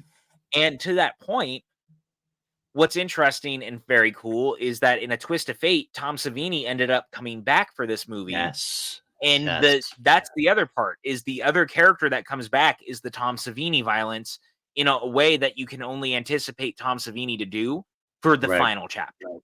And it makes such a difference because the kills, I mean, it's not that I didn't like the kills previously, but there's something about Tom Savini who just, you can't replace him. He's just so brilliant with special effects, brilliant with the death scenes. He knows how to frame them, knows how to shoot them, everything about it. He just knows. And to that point, one of the better death scenes is actually not even that graphic. It's that first hitchhiker death scene. And all it takes is because she's holding a banana. Like they kill her from the back, it goes through her throat, and you have the banana, like she squeezes the banana like while she's dying, and like it just gets the point. It's very effective. Yeah, it's very effective. It's one of those good. So it's you know great what? Right off the bat.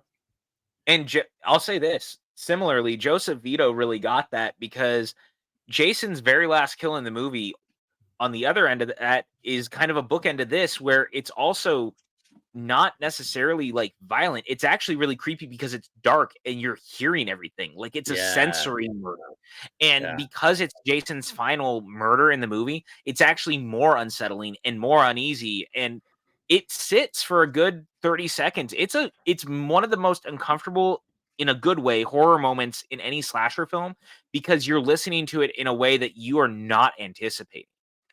I agree, and the funny thing is, like, I think the only thing that would have made it more effective is there's one thing that took it out of me, and we'll get. Well, I'll talk about it now. We can talk about it later on. It is Rob that you're talking about. Rob in the basement, of course. The problem I had with it is only what Rob is saying. Like he said, "Go run," and he starts to come. He's killing me. He's killing me. Like you don't need to tell us that we know what's going on. Like. And he would. That's not something. I don't feel like that's something you would say. You don't say, "Go run because he's killing me." if he just said, "Run, get out of there," and started like yelling, that would be effective. That kind of thing. I laughed a little bit at that. I'm not supposed to be laughing at that point. But that's that's fair. But I honestly don't really mind it because I think the rest is just so good that it makes it work. You know. Agreed. It does overall. Like I said, it does overall. Just a little nitpick here or there. You got to throw it in there. It was amusing, so it worked for me in other ways. So, and these films do nothing if they don't amuse me. So, I mean, let's face it. Like, there's a lot of bad in this franchise, but if you laugh at those bads and have fun with it, it still makes it an entertaining franchise overall. So. Well, that's the most important thing about all these movies, and I think it's why ultimately I'm such an easygoing film fan. Which feels funny because I feel like this year has been really testing my patience on certain things like that. You've been a little more prickly this year. I'm looking at you, Flash. But it's funny because the fact that these movies are so dumb all the time, like there's a kill in this movie that Jason just grabs a girl and throws her out a window and then the fall onto a car. Like it's so ridiculous and so dumb and so over the top. And I don't care because I'm so entertained and I love it. And Jason is such an animalistic psychopathic chess playing murderer this time, because every one of his kills feels like that. It feels calculated and like he's hunting, but he's fast, and there's a cat and mouse aspect, and he's gonna kill everyone in his path, like not just teenagers this time. There's a 10-year-old involved now. And to your point about like, I love the fact, again, you said it's stupid, like you said, taking Jason climbing to the top of that window, like just to throw someone out, just to throw someone out, but yet it's still effective when she blows up that car. It's not like a graphic death like we're used to, but it's new and inventive. It's fun. It's fun. You know what's funny about what you just said about the not graphic death thing? It's part of what works, and it's also really funny because then it makes me think of Hellboy, the Del Toro one, because I just rewatched it, and how Del Toro had wanted to be able to add blood, but because they were trying to make sure it stayed PG-13, they were finding ways to make blood splatter in the movie without having it. So anytime like he'd hit someone with like a payphone so that quarters would come out, or like, you know, glass shattering with the character, because they were trying to make that the blood splatter so that things felt like there was tangible violence, like nature to it. And that's what I loved about that kill in particular, is that there isn't anything necessarily graphic about it, but it's really effective because the way that car blows out after it happens is wild. Right, absolutely. It's all, again, it's all part of Savini, and I'll give Zito credit where credit's due. Zito definitely has brought something else to the table as well, that maybe Steve Miner didn't quite have yet. So Zito feels like a more honed filmmaker at this point. Well, because he'd also done The Prowler before this. Like he had done movies with Savini. Right, with Savini, which is why he was able to get Savini to come back when they lost their other makeup effects person. Right. So it's just kind of funny that you can see, and I think that plays a part in the budget being used the way that it is, and why the movie feels like such a movie, because it feels like a much more seasoned filmmaker in some capacity is doing this. And I think Zito also really specifically knew what he was coming in to do. Like this guy knew action and things, because you have to remember, man, this guy also worked a bunch with Chuck Norris. Like he is the dude who did like the Missing in Action movies and Invasion USA. Like he had done a lot of certain things, and boy, do I have a real big love for like Missing in Action and Invasion USA. They are awful, awful movies, but they are some of my favorites out of the canon group. Yeah, I mean, Zito's never going to win an Oscar, but he's a competent filmmaker in knowing what kind of film he's doing and doing that well. Oh, I forgot. Missing in Action, Invasion USA, actually looking into it, are after the fact. Oh. How did I? They're the movies he does after. Yeah. Oh, interesting. Huh. Yeah. Well, maybe he honed this thing here. I guess he honed his craft here at what he needs to do. Again, same type of situation, though. He knows what kind of film he's doing, and he makes it work. Yeah. So it's so good. Yeah, 100%. Here's one question I have for you. As far as the teens go, there's another Paul. We just had a Paul like in Friday the 13th Part 2. Why are we having? We're recycling names already at this point. I mean, come on. I mean, not just that. We also have to remember this is the movie that really starts to kind of fuck up the timelines in a real big way, because there's the whole thing with Rob where he's looking for his sister, and he's been looking for her for, what did they say, years or something? And you're like, wait a second. Didn't this just happen not too long ago? Yeah, like Rob has been out there scavenging this for how long, even though she died real recently. Yeah, it's all sorts of weird. Continuity has never been the greatest strength of the Friday the 13th franchise. I do like this. I do like Henrik Anderson quite a bit in this, though. I think Rob is a really fun character. It makes me laugh for some reason, because he's also used a couple of times as the red herring potential villain character. Right, makes sense too. Even though we know, well, because this movie actually does something super interesting to me, which is I kept making note of it while I was watching. They really do a lot of the strong focus on Jason's feet, like Part 2. Right. And they really hide Jason throughout the movie. Like you don't see him a lot until the third act. Mm-hmm. So there's this idea that maybe it isn't him, or maybe it's someone pretending to be him, or whatever, right? Or body got switched in the morgue. The body got switched in the morgue or something. Absolutely. And that's what they play with it. Maybe Jason has a partner this time around, because that's always been something that's happened in like the horror franchises where like there's a big horror monster. Yeah, absolutely. Hey, all right, Paul, we're back. Sorry about the weird edit. I'm gonna need you to stop messing around with the cat on the other side of the screen.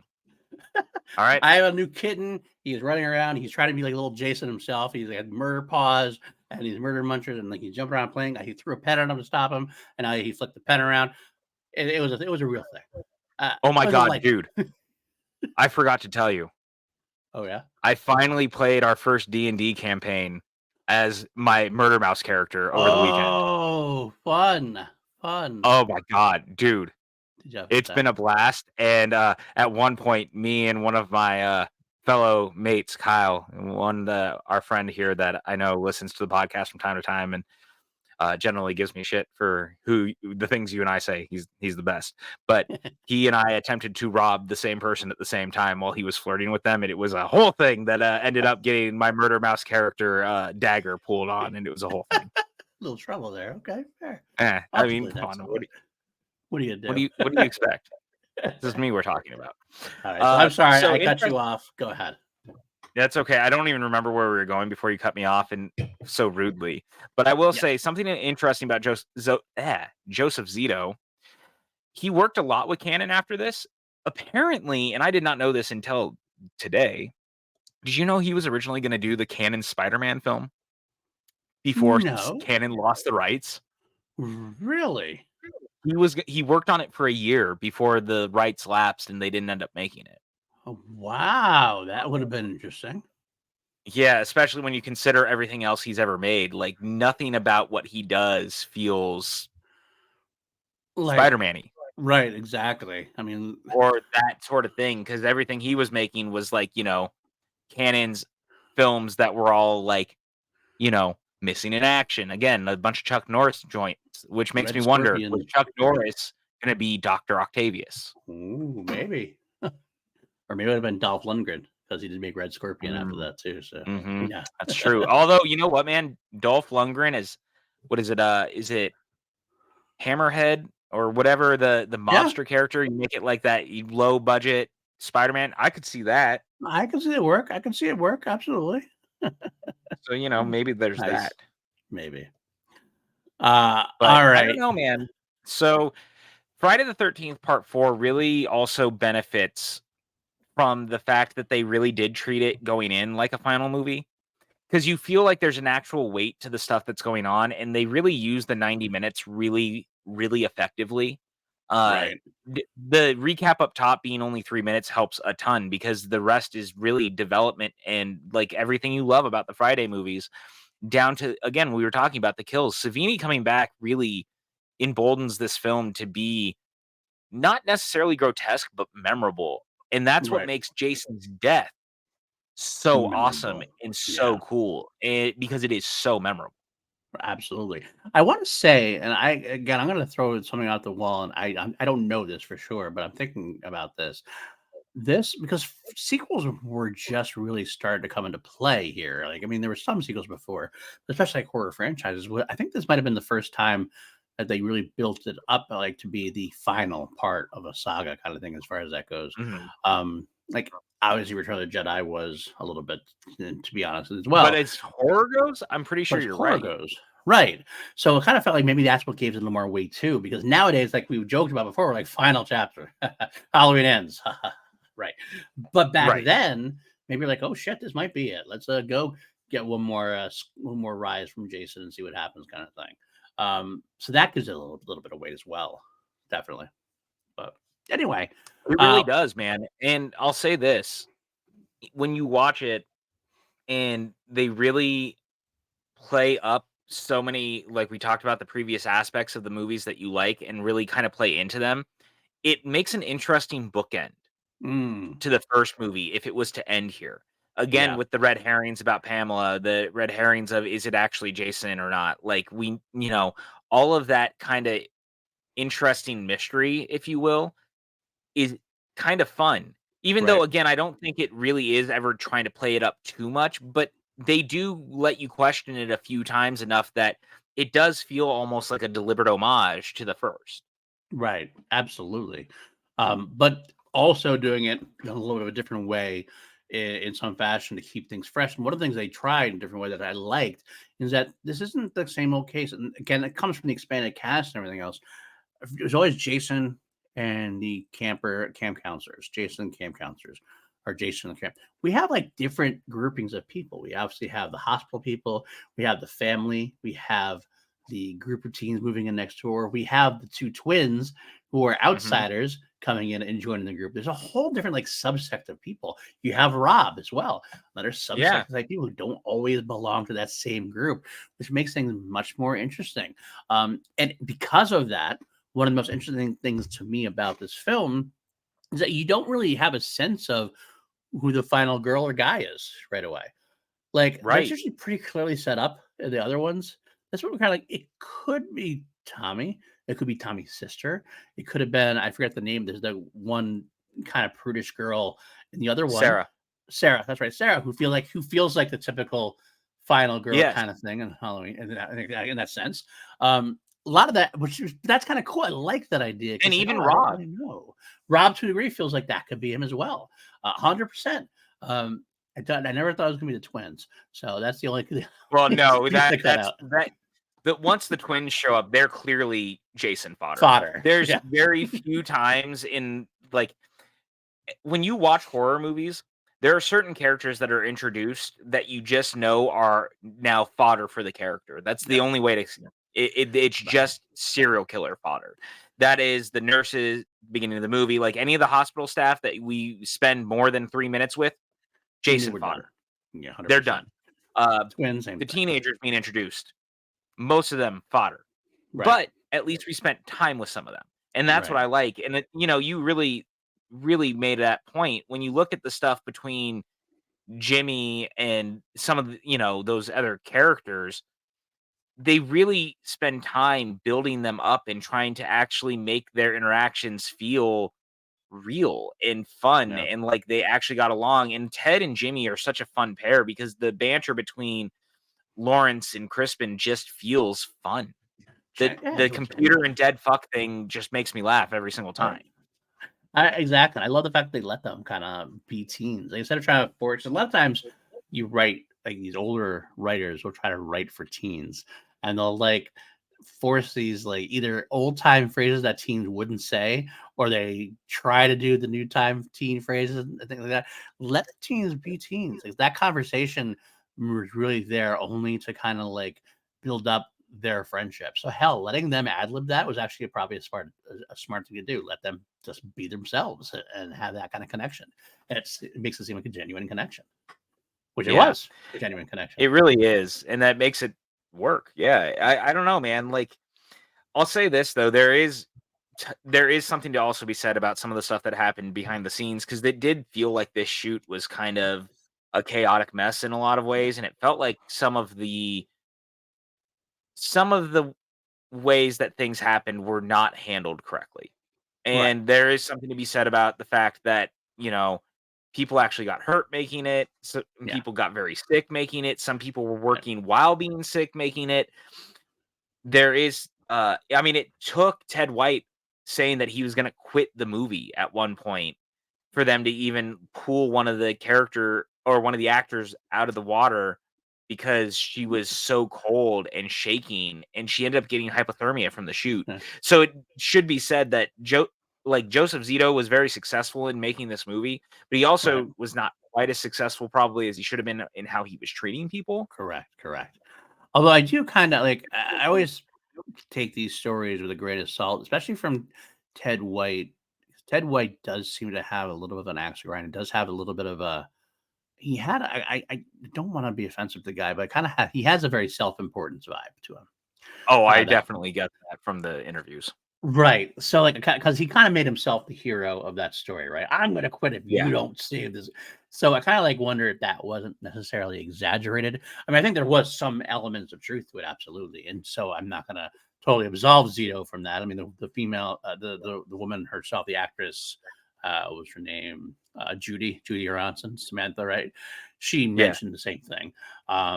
So I'm sure it definitely did happen that way to a degree. So you're not wrong with Zito, but that also, again, not to I Well, always that hate comes as saying it. part of these movies too, like, Right. That's because just the history movies. turnarounds and it's what happens, right? When you put a date Right. on a movie before you even have everything ready to go, and then Right. you rush Absolutely. something into production to get to it. Doesn't make it right, but I hate like singling out specific individuals for things that were happening of that time frame. So I think it's better Oh, to no, just but say we've all I do learned. think it's also important that these stories are out there, and it should Yeah. be noted that, yes, the production was kinda turbulent at Yeah. times, and, like, Yeah. they did lose people along the way, and that that was kind of part of the course for this franchise, Right. but also not to the point where people were actually, like, actively necessarily, like, getting sick or being forced to work while being sick, etcetera, etcetera. Right. Absolutely. It's a good way that like we've grown as a film society. Hopefully that doesn't happen to the same extent nearly as much as it did. We have more safety zones in place and things of that nature. I think we do. I think we've grown since the Oh, we 1980s, and absolutely do. we're still growing. I think we still have ways to go.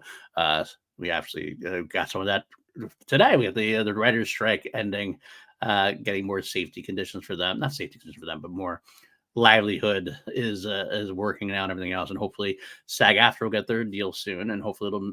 And part of the SAG-AFTRA deal was involving kind of like safety concerns as far as like Yeah. overworking and things of that nature. So hopefully that'll come into play as well. Hopefully we're still moving forward. Hopefully that's the one thing we can do.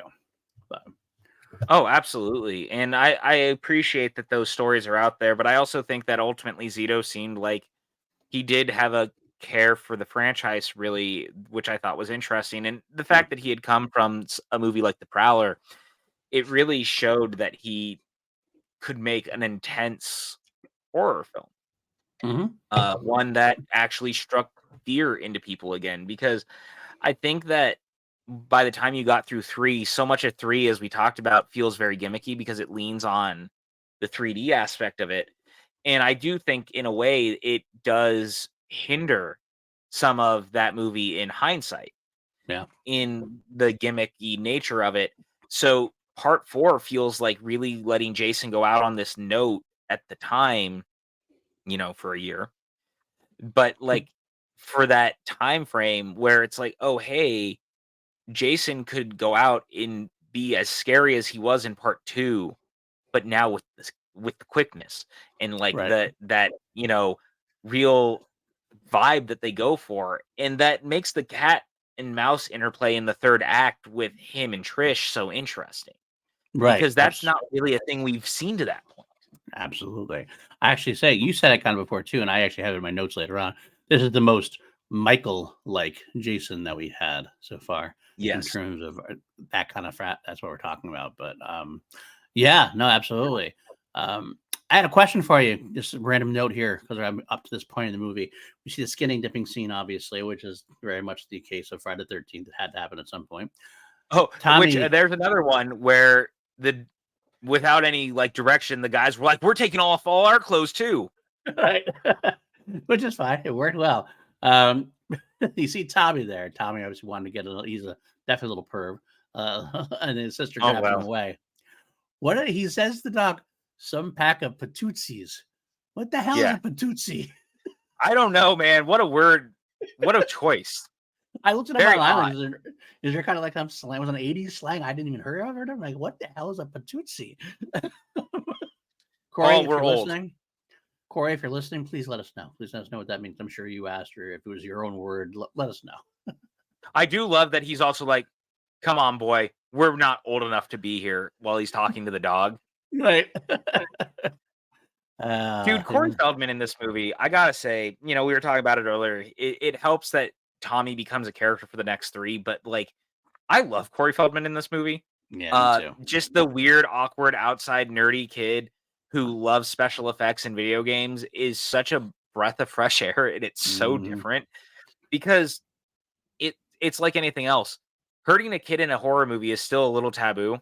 Yeah. Like, you can put Yep. a kid in the middle of a horror film, and this also feels very directly like a response to Poltergeist, Yeah, I agree because with that. Friday the 13th, as we know, loves to, really go off the trends of the things that are happening around it more successfully in horror films, but they always wait about 2 years to get to it. And so the timeline adds up that someone watched Poltergeist and was like, we need to put a child in the middle of our Friday the 13th movie. Right. So they did. And I really appreciate that swing because there's something to be said about the look on Tommy's face when Jason comes through that door. Where Feldman even admitted later, he was like, I was actually terrified because he didn't realize it was going to be that affecting. Right. And he was shooting it out. Dude, that scene still to this day is one of the most iconic looks at any slasher doing anything ever in a movie. That 100%. Shot of Jason coming through the door is fucking haunting. Yes, and it's partially because of Corey Feldman's performance as Tommy and how he watches it. I mean, this is right in the middle. This is right in the middle of Corey's like really hype period. I mean, he's breaking big. Gremlins, Goonies a year later. Goonies. Yep. License to Drive. Lost Boys is coming up. Lost Boys is up there. Absolutely. So this is really the Corey. The Burbs. The Burbs. Absolutely. This is Feldman's. Who doesn't love the Burbs?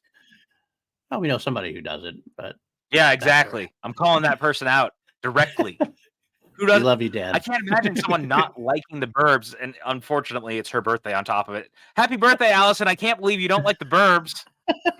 I was also going to shout out to Merle for always missing the Burbs questions back when we were writing for the Showdown. I'm going to say, man, it makes me laugh because, you know, you and I had certain movies that we'd always go back to for certain things. Not like if you knew us, there were certain times where it was like, this is so obviously like the thing, right? Yep, absolutely. Doesn't like, and that it just makes me laugh because it's like, man, the Burbs. That's one of those movies, man. That's one I would love to do as a one-off if we did like horror comedy, because that Shaun of the Dead, certain ones like that really fit that mold. The Burbs is brilliant. Joe Dante, man. I'm going to say we're going to put that in. I would like to propose after we finish Friday, we got to do John Wick for Kelly as a leftover from the Patreon. But I think after that, I think we maybe do a series of one-offs. I've proposed many of these as you're aware. I've talked about theming them. Right, absolutely. We should do. I think we definitely have to do that. Sometime between John Wick and Nightmare, we'll do a good series of one-offs. If you're theming them or some kind of grab bag or something, we'll make it work. But there's a lot of one-offs we should definitely handle because otherwise we wouldn't be able to talk about them, and that would be a shame for sure. That and like I even would argue there's some others that I would love to talk about eventually too. Like Fright Night is one where I never want to do the franchise, but I've also thought about doing like original and remake sort of things with us because funny enough, that's what the lady and I are doing right now on our own currently is we're watching all the animated Disney movies, and then as we go along, any of them that have remakes, we watch the remake with it, like after the fact. That makes sense. And it's been kind of interesting, and because you know, there's a lot of comparing and contrasting on certain things when you're doing it, and it's kind of fun. But like Fright Night from the 80s and the 2010s remake is a perfect example of someone understanding why the original is so beloved and updating it the right way that it's as effective in its own right, but not taking away the magic of the original. Right. I was gonna say I was waiting for you to be ending. Like if you hadn't have added that, I was gonna say you're talking about this so you can talk about the 2011 Fright Night. I know you. I 100% was. Yeah, I was gonna say there's another one that I like to bring up anytime I could in the Schmodown era, but like that 2011 Fright Night remake is all time banger for you. I know. I totally get it. I understand. I would do that. That might be David Tennant of it all. It's not just the David Tennant of it all. But that helps. But it helps. It definitely helps. Maybe that will be a series we'll do. We could do a series of we could do a series of one-offs and then do maybe a series of remakes. Maybe we could do that, sprinkle those throughout, like kind of like every once in a while, be a twofer, like Friday Night, and then like a couple months later we do another one remake kind of thing. I like some good ones in there. The blob, you know, the things, et cetera, et cetera. There's plenty of them out there.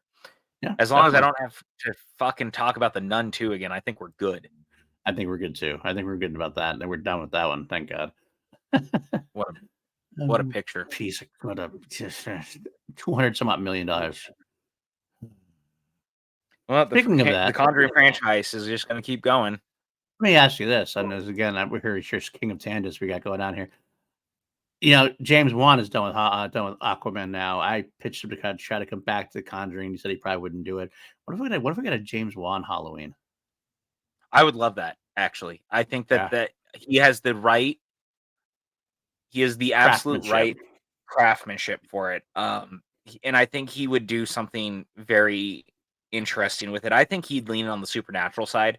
I think something in the vein of like a legacy sequel to the Thorn Cult version of Michael under James Wan would be very cool. I want to see That's legacy for sequels to Halloween 4 with I mean, not obviously. scratching 5 and 6. Let's just start from 4 and go from there with an older Danielle now playing Jamie. I think that give Danielle her time in the sun as a legacy sequel. That's never been done. I think that's coming. I think that there's no world where they don't try to do something with the Jamie Lloyd character at this point. I mean, It would make that's sense. the world we live in, right? I mean, it shocks me to no end. And again, I guess this is probably because of the rights of it all, but like Friday is ripe for doing its own version of a legacy sequel that brings back all those major players because every one of the finals is still alive in some capacity. Yeah, Like 100%. and I mean, that's why to the credit of Womp Stomp Studios, like they really leaned in on that by doing Tommy Jarvis in the Never Hike series. Like absolutely, that was the brilliant move of them doing that. Was that we were finally getting the legacy sequel that we deserved out of Friday the 13th with characters that deserved it. 100%. And look, here's the other thing. There's every world where if they decided to do it now, you could also do the other side of it where you bring back Corey Feldman instead. Like you can have multiple versions of it. There's no world where you can't. So, it's just one of those things. I would love to see that. I would too.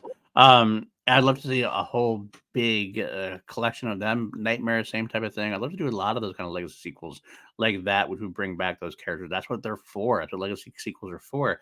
I do think that Jamie's in Halloween is probably the most ready for it in terms of. I kind of feel like is there any other franchise where like a leading character is so big, but they didn't start until like the third or fourth movie. The fourth movie. You know what I mean? Outside of Friday and Halloween, no. I mean, Alice in Nightmare was a big character for 2 of the films. She could come but back. I would still make the argument. Obviously, the Heather Langenkamp of it all from the original is where you go. Right, absolutely. Oh no, but that's all I mean is like there is her character, but she's the original. Like that's not the same. Right. It feels weird. It feels like that could actually work with Danielle because Danielle's always she's open. I mean, she came back from the zombie Halloweens to be even a different character in there. Right. So I think that could be really kind of cool to see. So give it to me. Let me see that Halloween 5 redone by James Wan, basically. Let's do it. I don't hate it. I do think that I would like to see him do something horror based again, just because I think that it's that time. Yeah.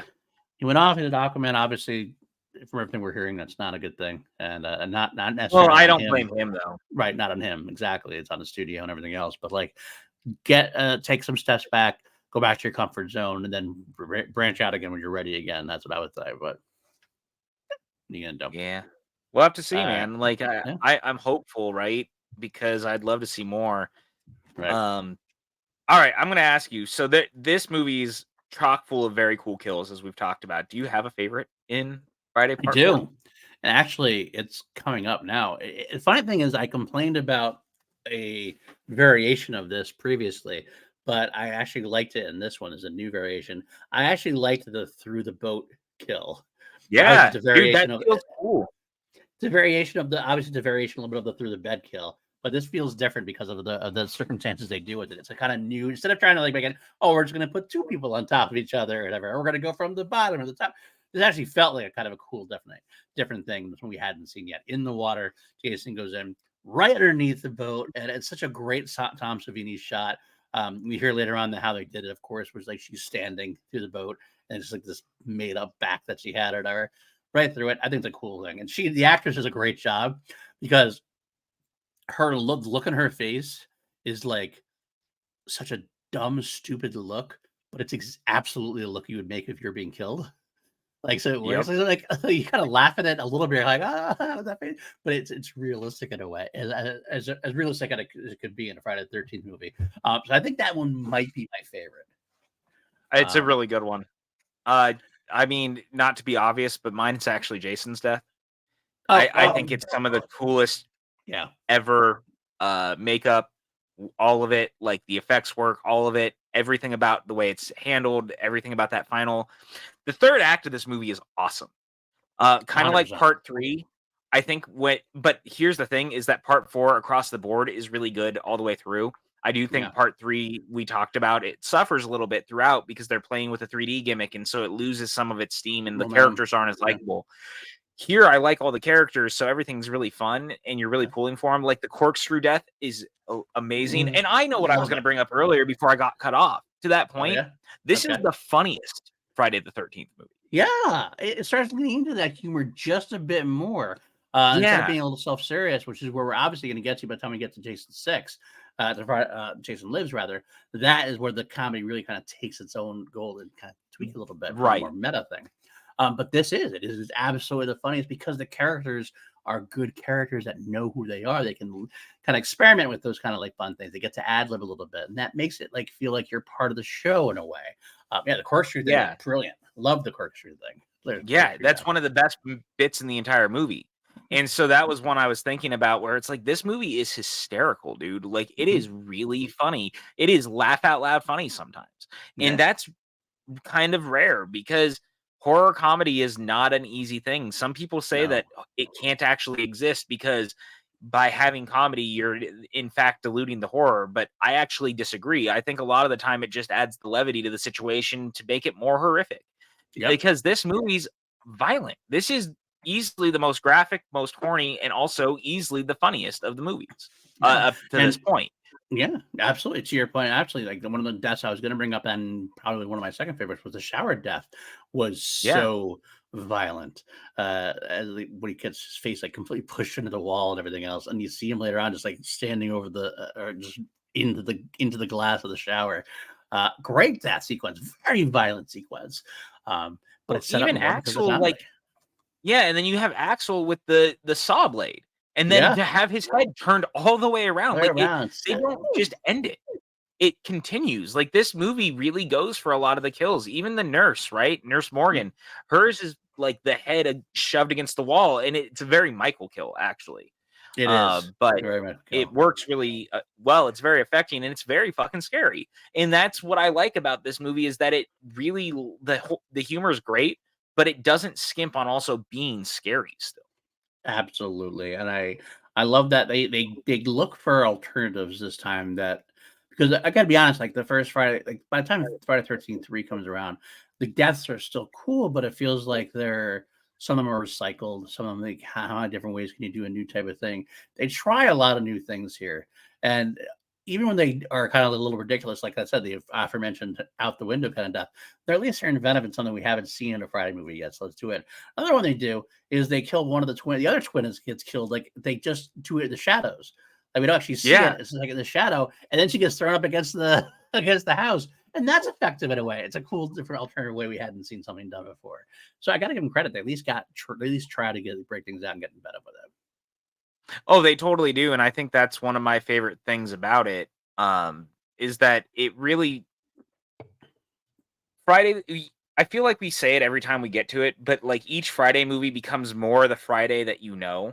Yeah. By the time it becomes what pop culture knows it as, and I think this is a perfect example of that. Yeah.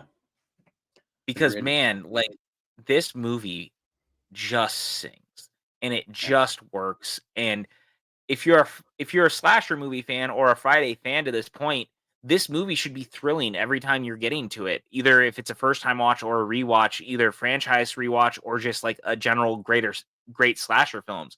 Because as it stands, I think that this movie, when you look at it in the pantheon of great slasher movies, it absolutely belongs in the conversation of at least the top 20. Absolutely. I fully agree with you on that. And I think that's what we should do one of these days too. I want to do like a different kind of episode where we do a ranking episode. We're not talking about one specific movie. I think it'd be kind of a lot of fun to kind of break through and try to like rank like the big three kind of thing, all different movies, the big three, or something to that effect. I don't know exactly what yet, but some kind of fun like where we're not talking about some specific movie, where we just kind of do through a ranking thing. That could be a lot of fun. Maybe a tournament or something. I don't know. We'll figure it out. Let you guys know. Hey, if you guys have an idea in the chat, what you'd like to see, like a ranking of or a tournament of, we can take how you would like to see us do it. Yeah, I'd be very curious because there is something to be said about attempting to do that. Yeah, I think it'd be a lot of fun. It'd be tough. I think it'd be a lot of fun. That would be a different kind of thing than we usually do, which is nice to have a nice little break from what we're doing to do something else in it every once in a while. So I like that idea. So we'll think about that.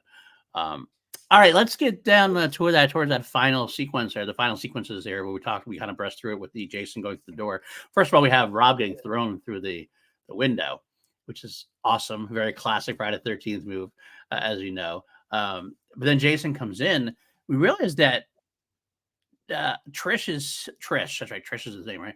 She is a great final girl. Even if she's not the final girl, but she is the final girl to a degree.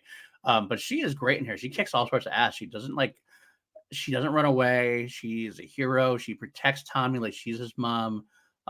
She stands up to Jason despite Jason like really being triple her size and like just the monster that she is. She doesn't worry about that. She worries about keeping Tommy safe. And it's cool to say. It's really kind of cool to say. As a big sister kind of thing. I actually think the family dynamic in the middle of this is really great, to your point, because there is something to be said about the protective sister. There's even something to be said about the mom. Like, I do like that as far as we're concerned, Mrs. Jarvis does attempt to like get involved in some capacity, and she does care about her kids. I actually think it's a kind of a bummer. Yeah, and I think it's kind of a bummer that she is offed and we don't really deal with it. There is the alternate ending where they finally find the body. Right. I get why they don't use it. I get it too. Don't get me wrong, but it is. I like the family dynamic because that's another thing that these movies really haven't had. Is like this weird like family core thing, which is again a little aped from Halloween in some capacity, because Halloween specifically, not necessarily fully a family, but having kids in the center of it, a babysitter trying to protect them, like there is an air of that, right? Yeah, absolutely, 100%. So I fully agree. And it is sad that we get that off screen. I feel like the mom deserved a little bit more. Of course, obviously, it was meant to show, but then when they cut that out, the final ending out, it kind of like lessens that, unfortunately. But you know what? Unfortunately, there's only so much time they have. So it's a nitpick. It's a smaller nitpick, but it is definitely a valid nitpick. I wanted to mention. Go ahead. Oh no, you first. I did want to mention one more thing I forgot about before we went into the whole sequence here. Jason does his most Michael thing of the entire movie. He takes the phones out. Oh yeah, and we see it, Jason, which I love. Right, it's like Jason's smart all of a sudden. It's a little bit almost a little out of character in a way. It's definitely a Michael-esque kind of thing.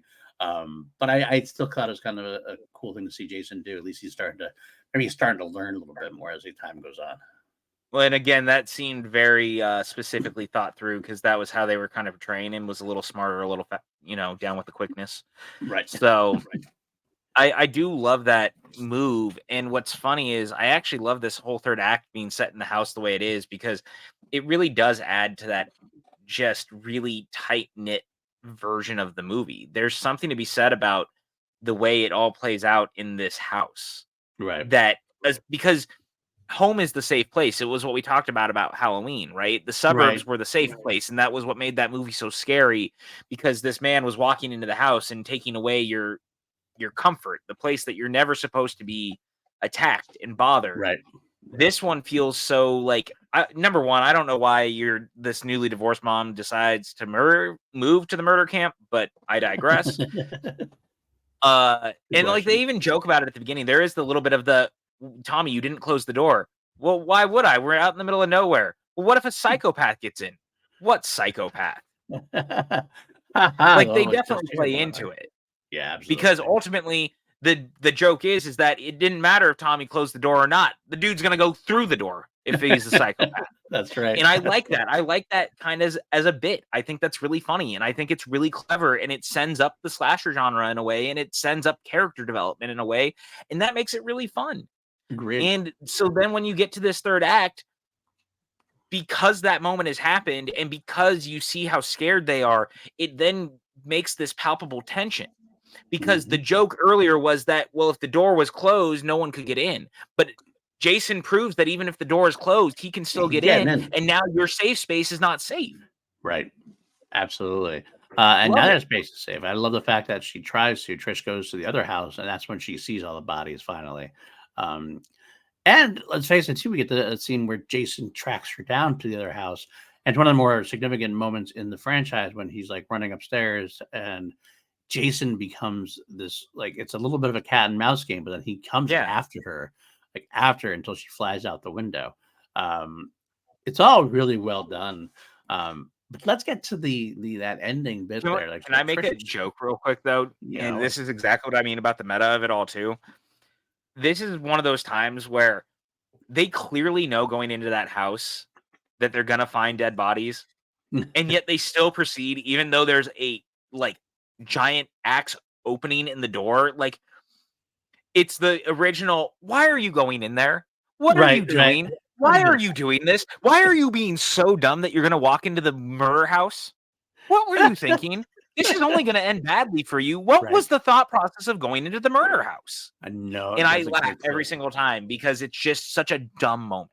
It absolutely is. I mean, the only thing you can think about is, like, is she thinking that there might be somebody alive that can get help or something? But either way, quite obviously not. And quite obviously, Jason might be in there at get out.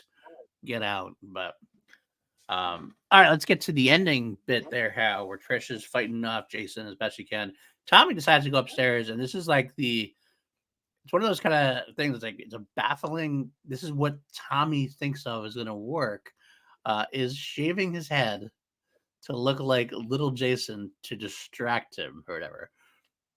But you know what it's a callback to? Friday Part 2. Right. But instead of it being his mother, it's now you're seeing yourself. Right. Yeah. And it works. It does work. I found it funny that Tommy, I mean, I shouldn't find it funny because, quite frankly, Tommy's set up as a prodigy throughout. He fixes the car. He's fixing the lights. How old is this kid? And he's doing, I could do this stuff. All the makeup effects. There's also that deleted scene of like him with the hand and, the little chopping block. Like, dude is built to be, and also kind of the next Jason. Yeah, absolutely. That's true. He creates while Jason destroys. That's the only difference, really. But yeah, he comes up to smart until he's not. And he does confuse Jason for a bit. He does confuse Jason for a moment. And Jason does the whole thing like Friday the 13th Part 2. He's kind of like, what's going on here? But does get enough. He tricks him enough that we get the somewhat fatal blow. And then, of course, you get the Tommy finishing him off in the greatest fashion possible, because Tommy looks crazy as he goes nuts on him with the machete. And the best part about it is, like, we have this discussion on the Crystal Lake Memories. We talked about that Corey Feldman was actually sick during this filming sequence, but he put his all into it. And they didn't think he could do it. They were like going to have a stunt double doing it, or they didn't want to have somebody that young do it because he couldn't do it, but he handled it. Well, they also didn't believe that he could hold the machete and like be intimidating.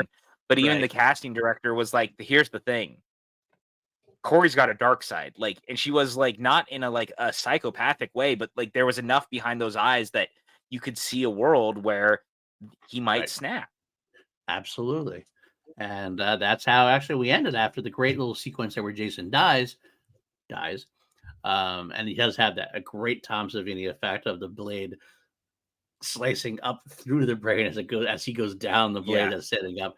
It's a great effect. It's a wonderful, dark, the coolest kill in the entire franchise. Yeah, I think you might be right in there. When you asked me that before, I kind of like put that off to the side. I always put like Jason's. Whenever you ask what's your favorite kill, I always think about what Jason kills. I don't think about Jason's. No, for sure. But this is the one time I'd make the argument because it's such a specific moment to the movie itself. Absolutely. Like when you said, I was like, well, yeah, actually, that's the better one. I just didn't think about it. That's the way it goes. Yeah, I get it. So we go back to a hospital. Very Mr. One, but then we get the final sequence where the sister and Trish and Tommy hug. But Tommy's eyes open up, and it seems like he might be going down the dark side, down with the darkness, not with the quickness yet, but down with the darkness. And that's a great ending. But at the same time, it's like that's the final chapter ending. You're going to end it on a teaser like that. You know what you're doing. You know what you're doing. Yeah, I think that no matter what, like Frank Mancuso Jr. can say whatever he wants. I think he always would have found a way to continue it, regardless of the final chapter of it all. I think so too. I think that Friday doing the same thing that like many franchises have done over the years, and it knows what's doing. It needs to build up a buck, knowing that marking this as the final chapter might get more people to come see it because they want to see the last thing, and like pulling the rug out right from underneath you the very next year. It's interesting that Halloween 4 and Friday the 13th 4 both end in similar fashions in that, though, as far as like 100%. And what was funny is I made the note in my head is that is where Halloween starts aping Friday, right? Because it comes after the fact. But this is 100% a Halloween 4 ending. Like, it absolutely is. But in this way, it's actually crazier because as I love Halloween 4's ending. If you go back and listen to our podcast about it, I am over the moon with that movie's 100%. Ending. I think it's one of the all-time greats. But what's funny is that this one's even almost more disturbing because you see him fully break, because in 4 for Halloween, we never see it really happen in the same way. Like, and then it's the psychological of everyone screaming and realizing what she's become and the blade and the, all of that.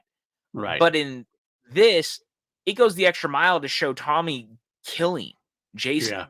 And like the machete wax and all of that, and you see the snap and you see it really play out, and it's terrifying. It is, absolutely. Halloween is terrifying only because it's done less ways. It's more or less of a snap and more of like it almost feels like Michael is passing on something to when he touches her hand, or the supernatural side of things. Donald Pleasance makes the Halloween ending with his guttural. Yeah, no, and the being stopped from shooting her and stuff. Yeah, exactly. Thank you. Rest in peace, Donald Pleasance. We love you. Always a big Loomis fans here. But yeah, no, you're right. It's the same thing. And funny thing is, both part 5s kind of dropped the ball on what they could have done with that tease at the end, unfortunately. But Halloween really could have learned from Friday in that regard and not going down a different rabbit hole. But hey, what do I know? I just work here.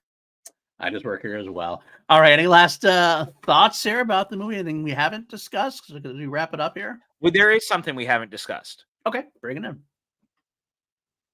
Something dropped on Saturday that we didn't talk about. There was a trailer for an upcoming event, if you will, featuring an aforementioned actor from about 15 minutes ago, the one and only David Tennant, with Mrs. Catherine Tate. Boy, that Doctor Who trailer for the 60th, man. So we're doing Doctor Who tangents at the end of the episode now instead of the beginning. We didn't get any Doctor Who in the beginning tangent, so we got to go at the end. Okay, I'm here on board. If you're here for Friday the 13th, I had a feeling you would get on board with this.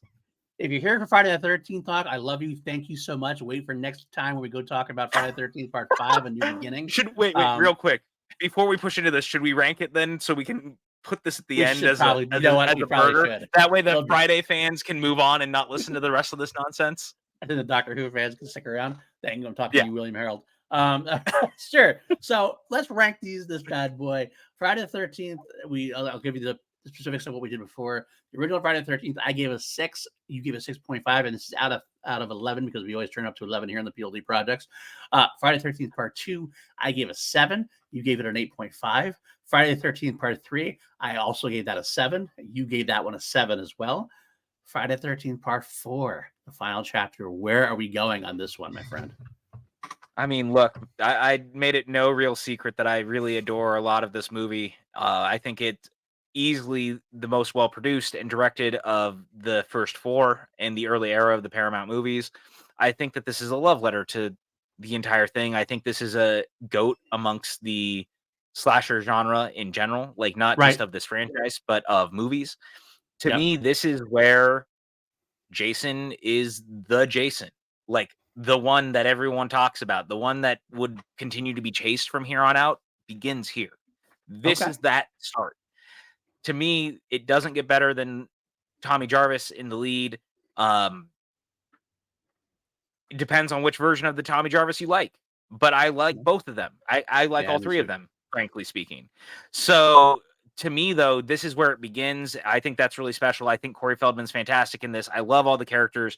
We get the Crispin Glover dance. We get some incredible kills. This movie is the whole package, if you will, when it comes to Friday the 13th.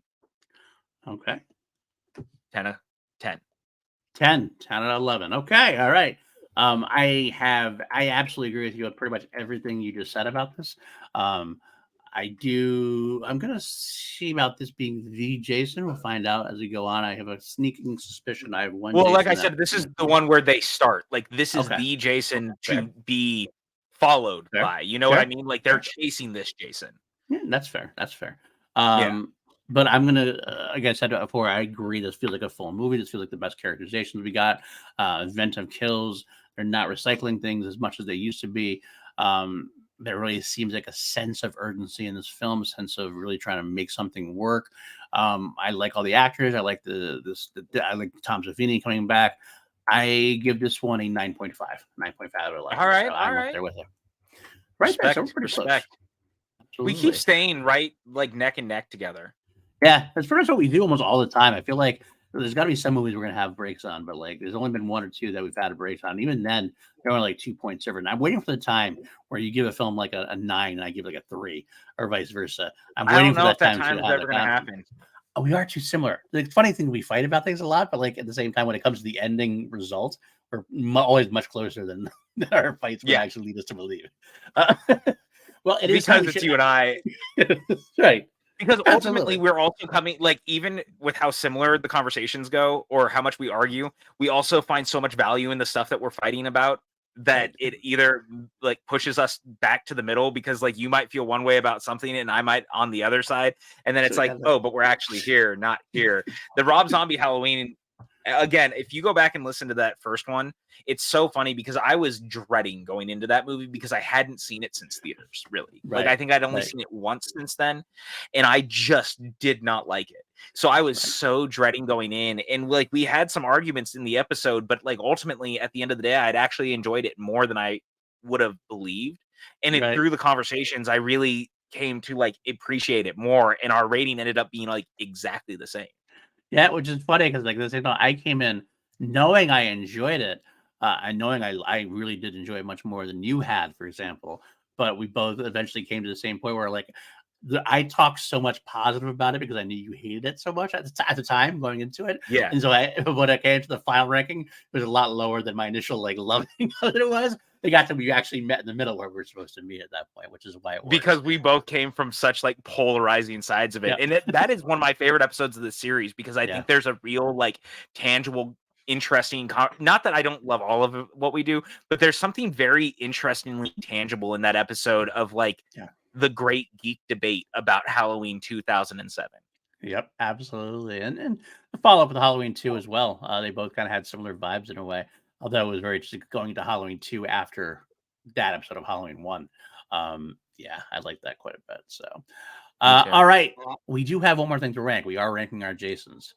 Oh, yes, that's correct. So right now, I mean, I pretty much said it. As far as I am concerned, we are doing the same thing. This is still each movie's Jason has become better. And so he is my top ranked Jason right now. Fair. I am actually going to go a little different. I do like the Jason. I'm going to go a little different. I do like this Jason quite a bit. I don't know if it's because I'm not a fan of Ted White, like the way he comes across. I mean, I don't know if get that affects it. Maybe it shouldn't affect it, but it does a little bit. I got to go with part 3. I think is my favorite still. Part 4 is right underneath that. It's neck and neck, really, honestly speaking. Yeah, I like Down with the Quickness and like the Animalistic 2, and like there's just something about the marriage between the two that we both like so much that does work. Although I still, not to talk about a dead man this way, but I do think Ted White's presence on the documentary hinders some of how I feel because there is a very weird self-importance to how he carries himself that is very off-putting. Yeah, exactly. That's part of what it was. And like it's funny because like Jason's a monster. He should be in a way like you're not supposed to like the monster at the same time. But there's something to be said about when it is someone you do like, some kind of like someone who like I love listening to Kane Hodder talk about his Jason and everything else. So I like listening to James. So that makes me like Kane Hodder's performance a little Derek bit Mears, similarly, Derek is one of my Mears, favorites. similar, absolutely 100%. I like that too, exactly the same thing. So, so that does color me a little bit. Maybe I shouldn't let it, but I can't help it. Right now, it's going to be again the Friday 13th I Part respect 3 it. is my favorite so far. Respect Don't worry, I think we'll get back our number one soon. I think one coming up that I'm definitely going to like. Yeah, I think that you and I. It's funny. I give this one a 10 because that only strengthens my feelings about the one coming up. The one coming up that is probably going to be my favorite Jason as well. I believe. I think that is the definitive Jason for me. But we'll go. I mean, that's the Jason that looks at us like he's James Bond, and it's a beautiful thing. Absolutely, James Bond opening. And one last thing, I'm going to do everything to get away the business side of things first. Then we'll dive into the Doctor Who of it all, as we were. The business side, of course, is if you like this, support us. Go ahead, like this, subscribe, leave comments, rate, Buttons all that below. good stuff. Buttons below. Let us know what you think. Give us comment. Feedback. I love talking to you guys. Do same. I love talking to you guys. I love hearing your thoughts on things. Give us directions. What do you want to hear us? What franchise do you want to hear us talk about? What one-off do you want to hear us talking about? I love talking to you guys. And why do you want us to do Puppet Master? Right, or not do Puppet Master? No. Or why do you want us to do Puppet Master? Stop it, Paul. Stop taking this away from me. Or not do Puppet Master. Do all the Puppet Master. Fair enough. But yeah, either way, you want to support it even further, patreon.com/PLD products. We have a great crew of people. I'm not gonna lie, we have a great crew of people in the Patreon chat. And beyond that, of course, you got to talk about such stalwart individuals as Austin Goodell, Jeremiah Morris, Matthew Kearns, Brennan Buckingham, Jeff Alsherman. Couldn't do this without you or the rest of the patrons as well. I really do appreciate everything you've done. You help keep the lights on and all that stuff. So yeah, it's good stuff going on there, and also some great benefits. I got some more doing some more hangouts more consistently. PJ and I definitely more. What's that like? Yeah, I know. Well, I don't know. I used to haven't been there. I don't know how it's happened, but I wonder why someone keeps forgetting to tell me until it's too late. And I'm at dinner one night, and I'm like, "Wait, we have a chat in 30 minutes? Well, that's not going to happen." We will see more two Mediocre idiots in a box for sure as we get closer to Doctor Who, as we're going to talk about in 2 minutes. But I also, just so this is an announcement for everybody out there, I think the first time I'm putting this out there to the public, I have moved the Harris stunts behind the paywall, behind the Patreon, only because I changed a lot of it around. I don't want to do the whole video essay thing anymore because I'm just not a video essay person. I tried once, it was fun, but like it just took up too much time in my head. It took up too much time otherwise. So I moved it behind the Patreon to the Patreon exclusive. And it's more of a straightforward conversation I have about Ed Harris and his wonderful career. So that's another benefit you have of being a patron there. That should sell it really big. But if you can't be part of Patreon, I do understand that as well. And again, just any way you can help us, but by clicking like or letting people know about us or anything like that, that would be grateful. So anything else, PJ, or should we just get into our Doctor Who-ness of it all? No, I think it's about that time, because here's the funny thing is, like, bonus time! This is kind of, yeah, here's the thing. Like, I feel like this has become, because we haven't done two mediocre idiots in a white box in a little bit, this becomes where we kind of do it on a side, either at the beginning or the end, because there's been so much Doctor Who stuff lately. And it was funny because I really tried to avoid bringing it up top to make that the running bit, so I saved it to the end this time. Right. But man, I gotta say, that trailer, and honestly, all of what we have gotten lately in the Doctor Who universe for the 60th anniversary has been so cool and so exciting and so awesome. I am loving being a Doctor Who fan again. We are eating well. We are eating well as Doctor Who fans. And it's been a long time since we've had a meal like this. Let's put it that way. And it's no knock on Jodie Whittaker's Doctor. I'm not saying anything bad about her, but it just didn't feel as exciting at this point. I know that's from the writing more than anything else. We actually, both you and I have talked about some. We had some, like, her final episode was wonderful. I thought Flux was definitely watchable and fun, but overall, it just kind of didn't feel important. This feels like we're back in action. Like, feels like we're back in the battle again. It's so funny because, like, I loved Jodie, and we talk about it all the time, and I'm really hoping Big Finish will finally announced that they have gotten her to like sign on because they've already gotten both Fugitive Doctor and the master from her era to do audio sets that are coming out next year. So like the fact that they got them already with like Joe Martin and Sacha Dhawan is really awesome. And I've been loving Big Finish in general this year. I thought, have you listened to the Invasion of the Planetoid 50 yet? The newest of the 60th specials with David Tennant? I did. Yes, I did. Okay, perfect. We're going to talk about it a little bit too. But when you listen to that and then to get the trailer like the same week that came out or like the week after, really just reminded me how back Doctor Who was feeling. And I was already feeling it through the 60th. But again, like to see and hear Tennant and very different versions of the character, because if you haven't listened to Invasion of Planetoid 50, the interesting thing about the way that the 10th Doctor is in that is not what you're anticipating. And so you're meeting the 10th Doctor in a very different way than we're meeting Tennant now in a 14th capacity where he knows he shouldn't be there. Right, 100%. Yeah, that was a very fun thing. And I love the Big Finish stuff gets to do. Just gets to put pieces together that we haven't gotten before and we might never ever get. But I love that as well. But getting to watch this trailer hyped me up more than I even thought it was going to. I got to be honest with you. I kind of watched it and like, I can't wait for November. And it's coming up. We're almost there. I know. And it's been so thrilling. And that trailer is so cinematic. And there's a shot I keep thinking of, and it's the Puppet Master NPH. You're just trying to bring that Puppet Master. Stop. Every time. No, I will never. But also, you can blame Russell T Davies for this. This is not on me. This is all on him putting that in the trailer. Agreed. But that shot of the Celestial Toymaker, because let's be honest, we all know it's not a secret at this point. He's very clearly the Celestial Toymaker. Which is such a cool idea to bring him back. I mean, it's a 60th anniversary, so it makes sense. There's not that many notches out there, one and done like that. And he's a great character. He's kind of a cool. He's a fantastic character, and so the fact that we're getting him again rules.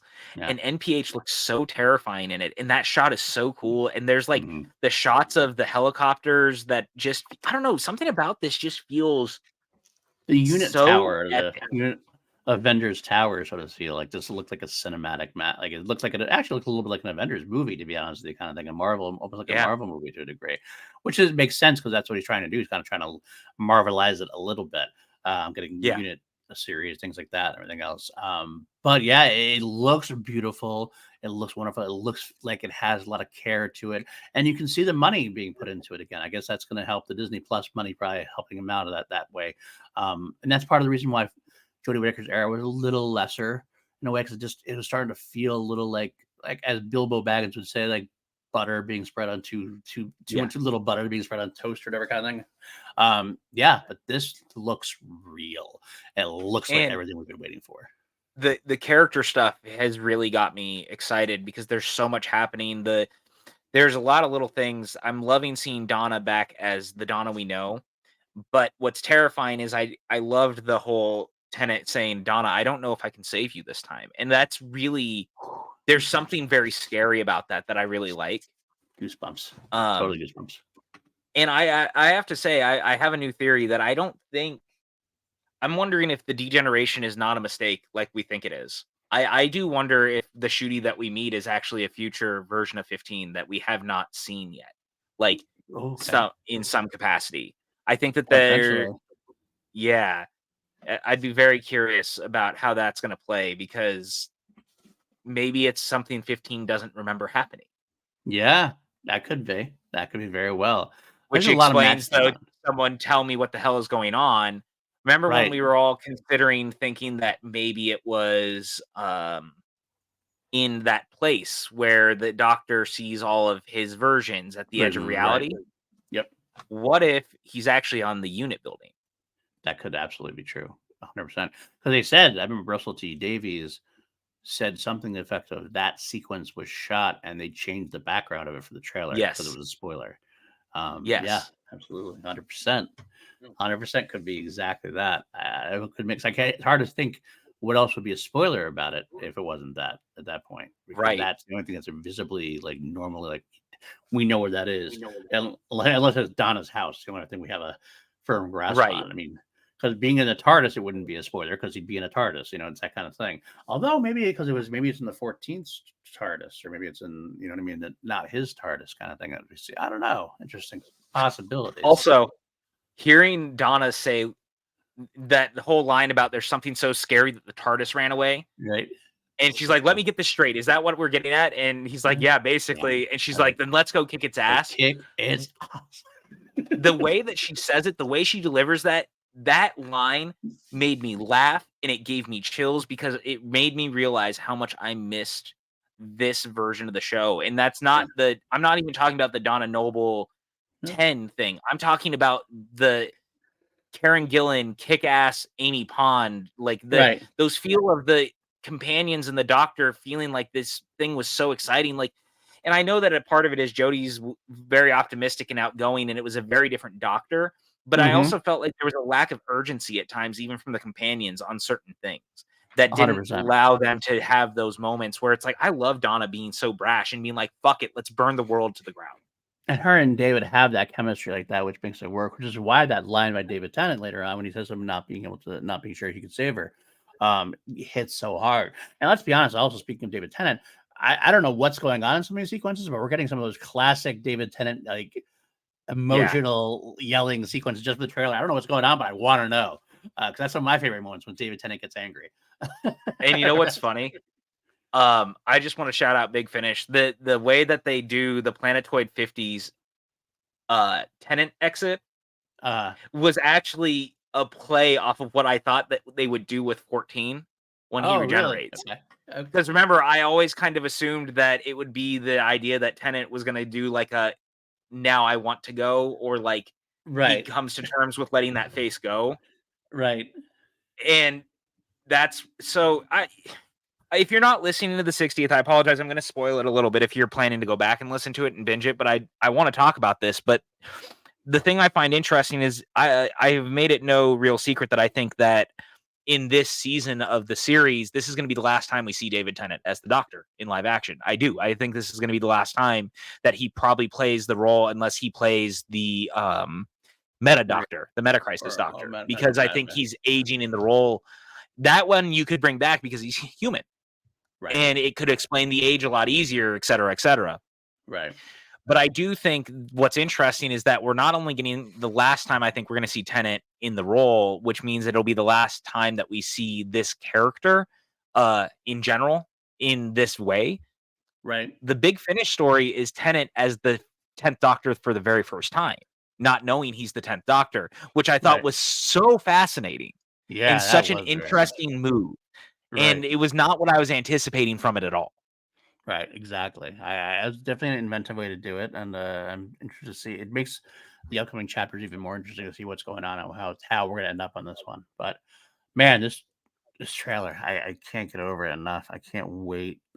Everything about it just seems beautiful and golden, and I feel like there's a lot of things that have been kept from us too. I think R2D's got a lot of surprises planned. I mean, he's basically said as much. Yeah, and I'm loving that they've gone back to Who Spy is back on the Doctor Who accounts. This is like going back to the old school Russell T Davies era of social media at the very end of his run. But I'm loving that he has the open feud now with Who Spy, who is spoiling things and like posting pictures offset that are just like random things that will all make sense later. But I'm loving the who are you, and like him going and fighting with the Doctor Who account is killing me all over again. Like I am living for Doctor Who again, and I think it's probably really annoying for a lot of people around me, but I don't really mind.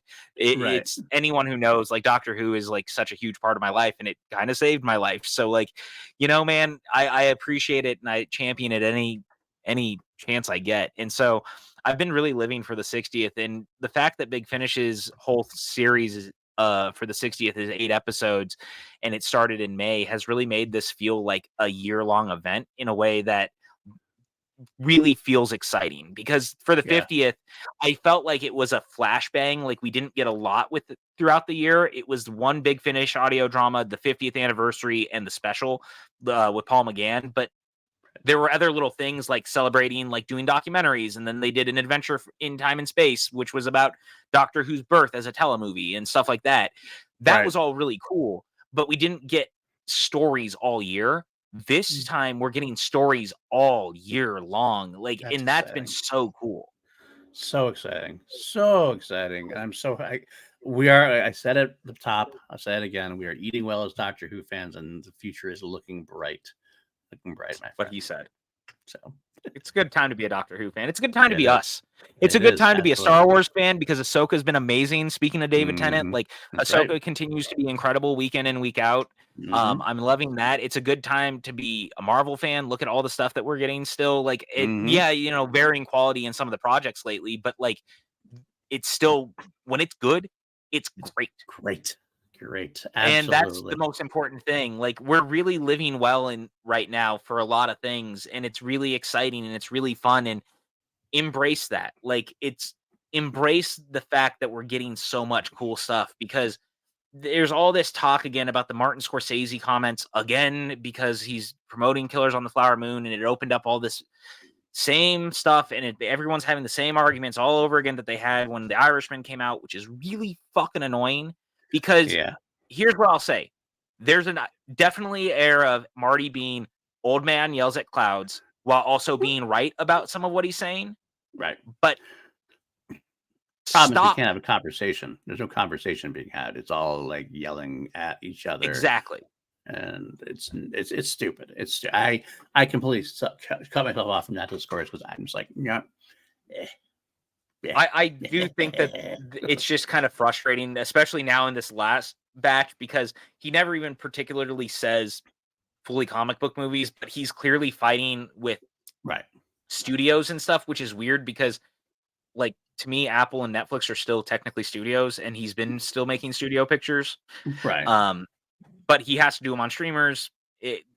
Whatever the argument is that you want to have, regardless. The point being in all of this, I do think that there's something to be said about a lot of what he is saying, and I can still enjoy blockbuster filmmaking, but I also think he has it backwards sometimes about blockbuster filmmaking, and he's a little out of the loop because it is still blockbuster filmmaking that is ultimately still the drive at the box office most of the time. Oppenheimer is the exception, not the rule, but studios could also learn to eventize things like Oppenheimer all over again. Yeah, because 100%. It clearly shows that there's people who will go and see it. It's a way to do things. Absolutely. Yeah, you got to make it feel like it matters. And sometimes studios just don't do that. Right. And I think that there's a truth to that. But I also think Marty is No Way Home made a shit ton of money in the middle of COVID and really pushed people's love for it. And I think that there's the whole, like, let's jump behind Christopher Nolan because comic book movies was such a silly thing to kind of say out loud when Christopher Nolan made probably the most successful comic book movies of all time. Absolutely. Yeah. So it's just one of those things. It's just kind of silly. And I really wish that people would read the full interview instead of being shock comics, good, bad, or otherwise on the internets. There's a lot of that happening, which is super frustrating. Like, you don't really see people they're not being honest about it. They're not having the conversation like you and I and Jeff were having yesterday. Like, we had a very full conversation in our group chat about the article and the interview, and it's not a black and white thing like people want to make it out to be. Right. It's just not. Absolutely not. It's just really frustrating. But I agree. I agree. Man, all I'm going to say is it's been a good year for being a nerd. It's going to be a good year next year for being a nerd. We're right on the precipice of 4 new episodes of Doctor Who, at least in TV. That's 4, not 3. Yeah. That's 3. That's 4. Told you it's been a day. It's been a weekend. And I'll say this right now. We're getting more Star Wars. We're getting more we're getting all sorts of stuff. And we're still going through our Friday the 13th franchise. And that reminds me, that's the other thing we're eating well with is Never Hike Alone drops next month. That's right. I can't wait. I can't wait. The Tommy Jarvis Jason finale that we've waited for since the 80s is finally happening, man. And I am thrilled. I really can't wait. And I want to shout out Womp Stomp because they actually finally passed their final goal this weekend of 300,000. So they will be able to finish the entire production the way that they dreamed of. So they played the long game and it paid off, man. So good for them. Wonderful. Congratulations to Womp Stomp. We are so excited to see Never Hike Alone 2. We are big fans of the Tommy Jarvis, Jason Voorhees matchup. To me, this is it. Like, this is the big boy. Like, this was me getting excited to see Obi-Wan versus Anakin again in Obi-Wan last year. That is the level of excitement I have for this. And that is not that is not a lie. I have waited my entire life to see this happen again. So I can't wait. Yeah, it's going to be a blast. It's absolutely going to be a blast.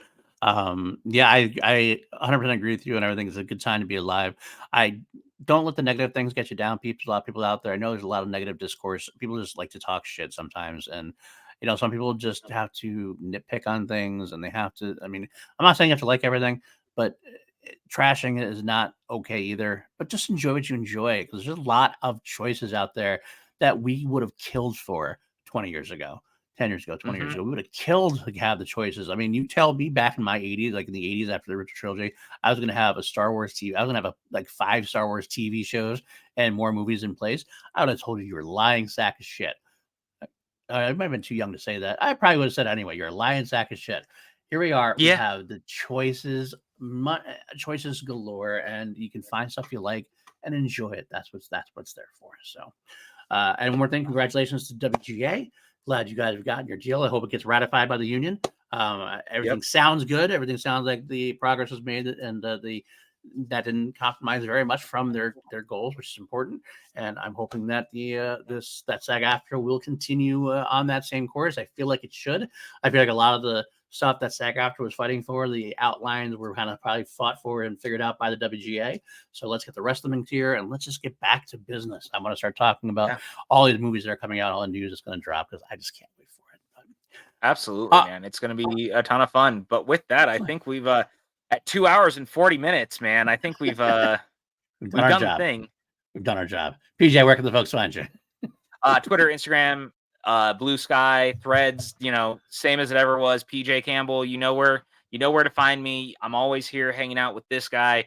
We do a lot. We have a lot of cool stuff coming up. Again, we're going to be doing a lot of really fun stuff with Doctor Who coming up on here, which is going to be a lot of fun. And we've got some other stuff we're working on behind the scenes that I will be excited to share with you guys when I can sit down and hash it out with the good old boys over here. There you go. Can't wait. You can find me at Paul _Denuzio on the old X, Twitter, whatever you want to call it. I'm going to find me at PLD Twitter Projects on Threads. You're not giving that man it's Twitter. You can find me on Paul Denuzio on Blue Sky. And of course, I'm all over PLD Projects. 2 Mediocre White Dudes every other week. We are blowing through the Friday the 13th franchise right now at record speed. You can find me every week with bullshit. We're only 4 in. I know. I'm trying only to be 8 more to go. Only 8 more to go. I'm trying to be positive. Got Maddie. So we're a third of the way through for those at home counting. Math. Good for you for being on math. On point with your math. Impressive. Thanks. Maddie and Gunnar and I every week doing Holy Snokes, talking about Star Wars. We're gonna break down the latest episode of Ahsoka tomorrow. That should be a lot of fun. And of course, me and Lego doing review, our V franchise walkthrough, and finally my Queen catalog walkthrough, Crown Jewels, coming out on Friday as well. I think that's it. So until next time, guys, stay mediocre. Never underestimate the power of mediocrity. Peace out.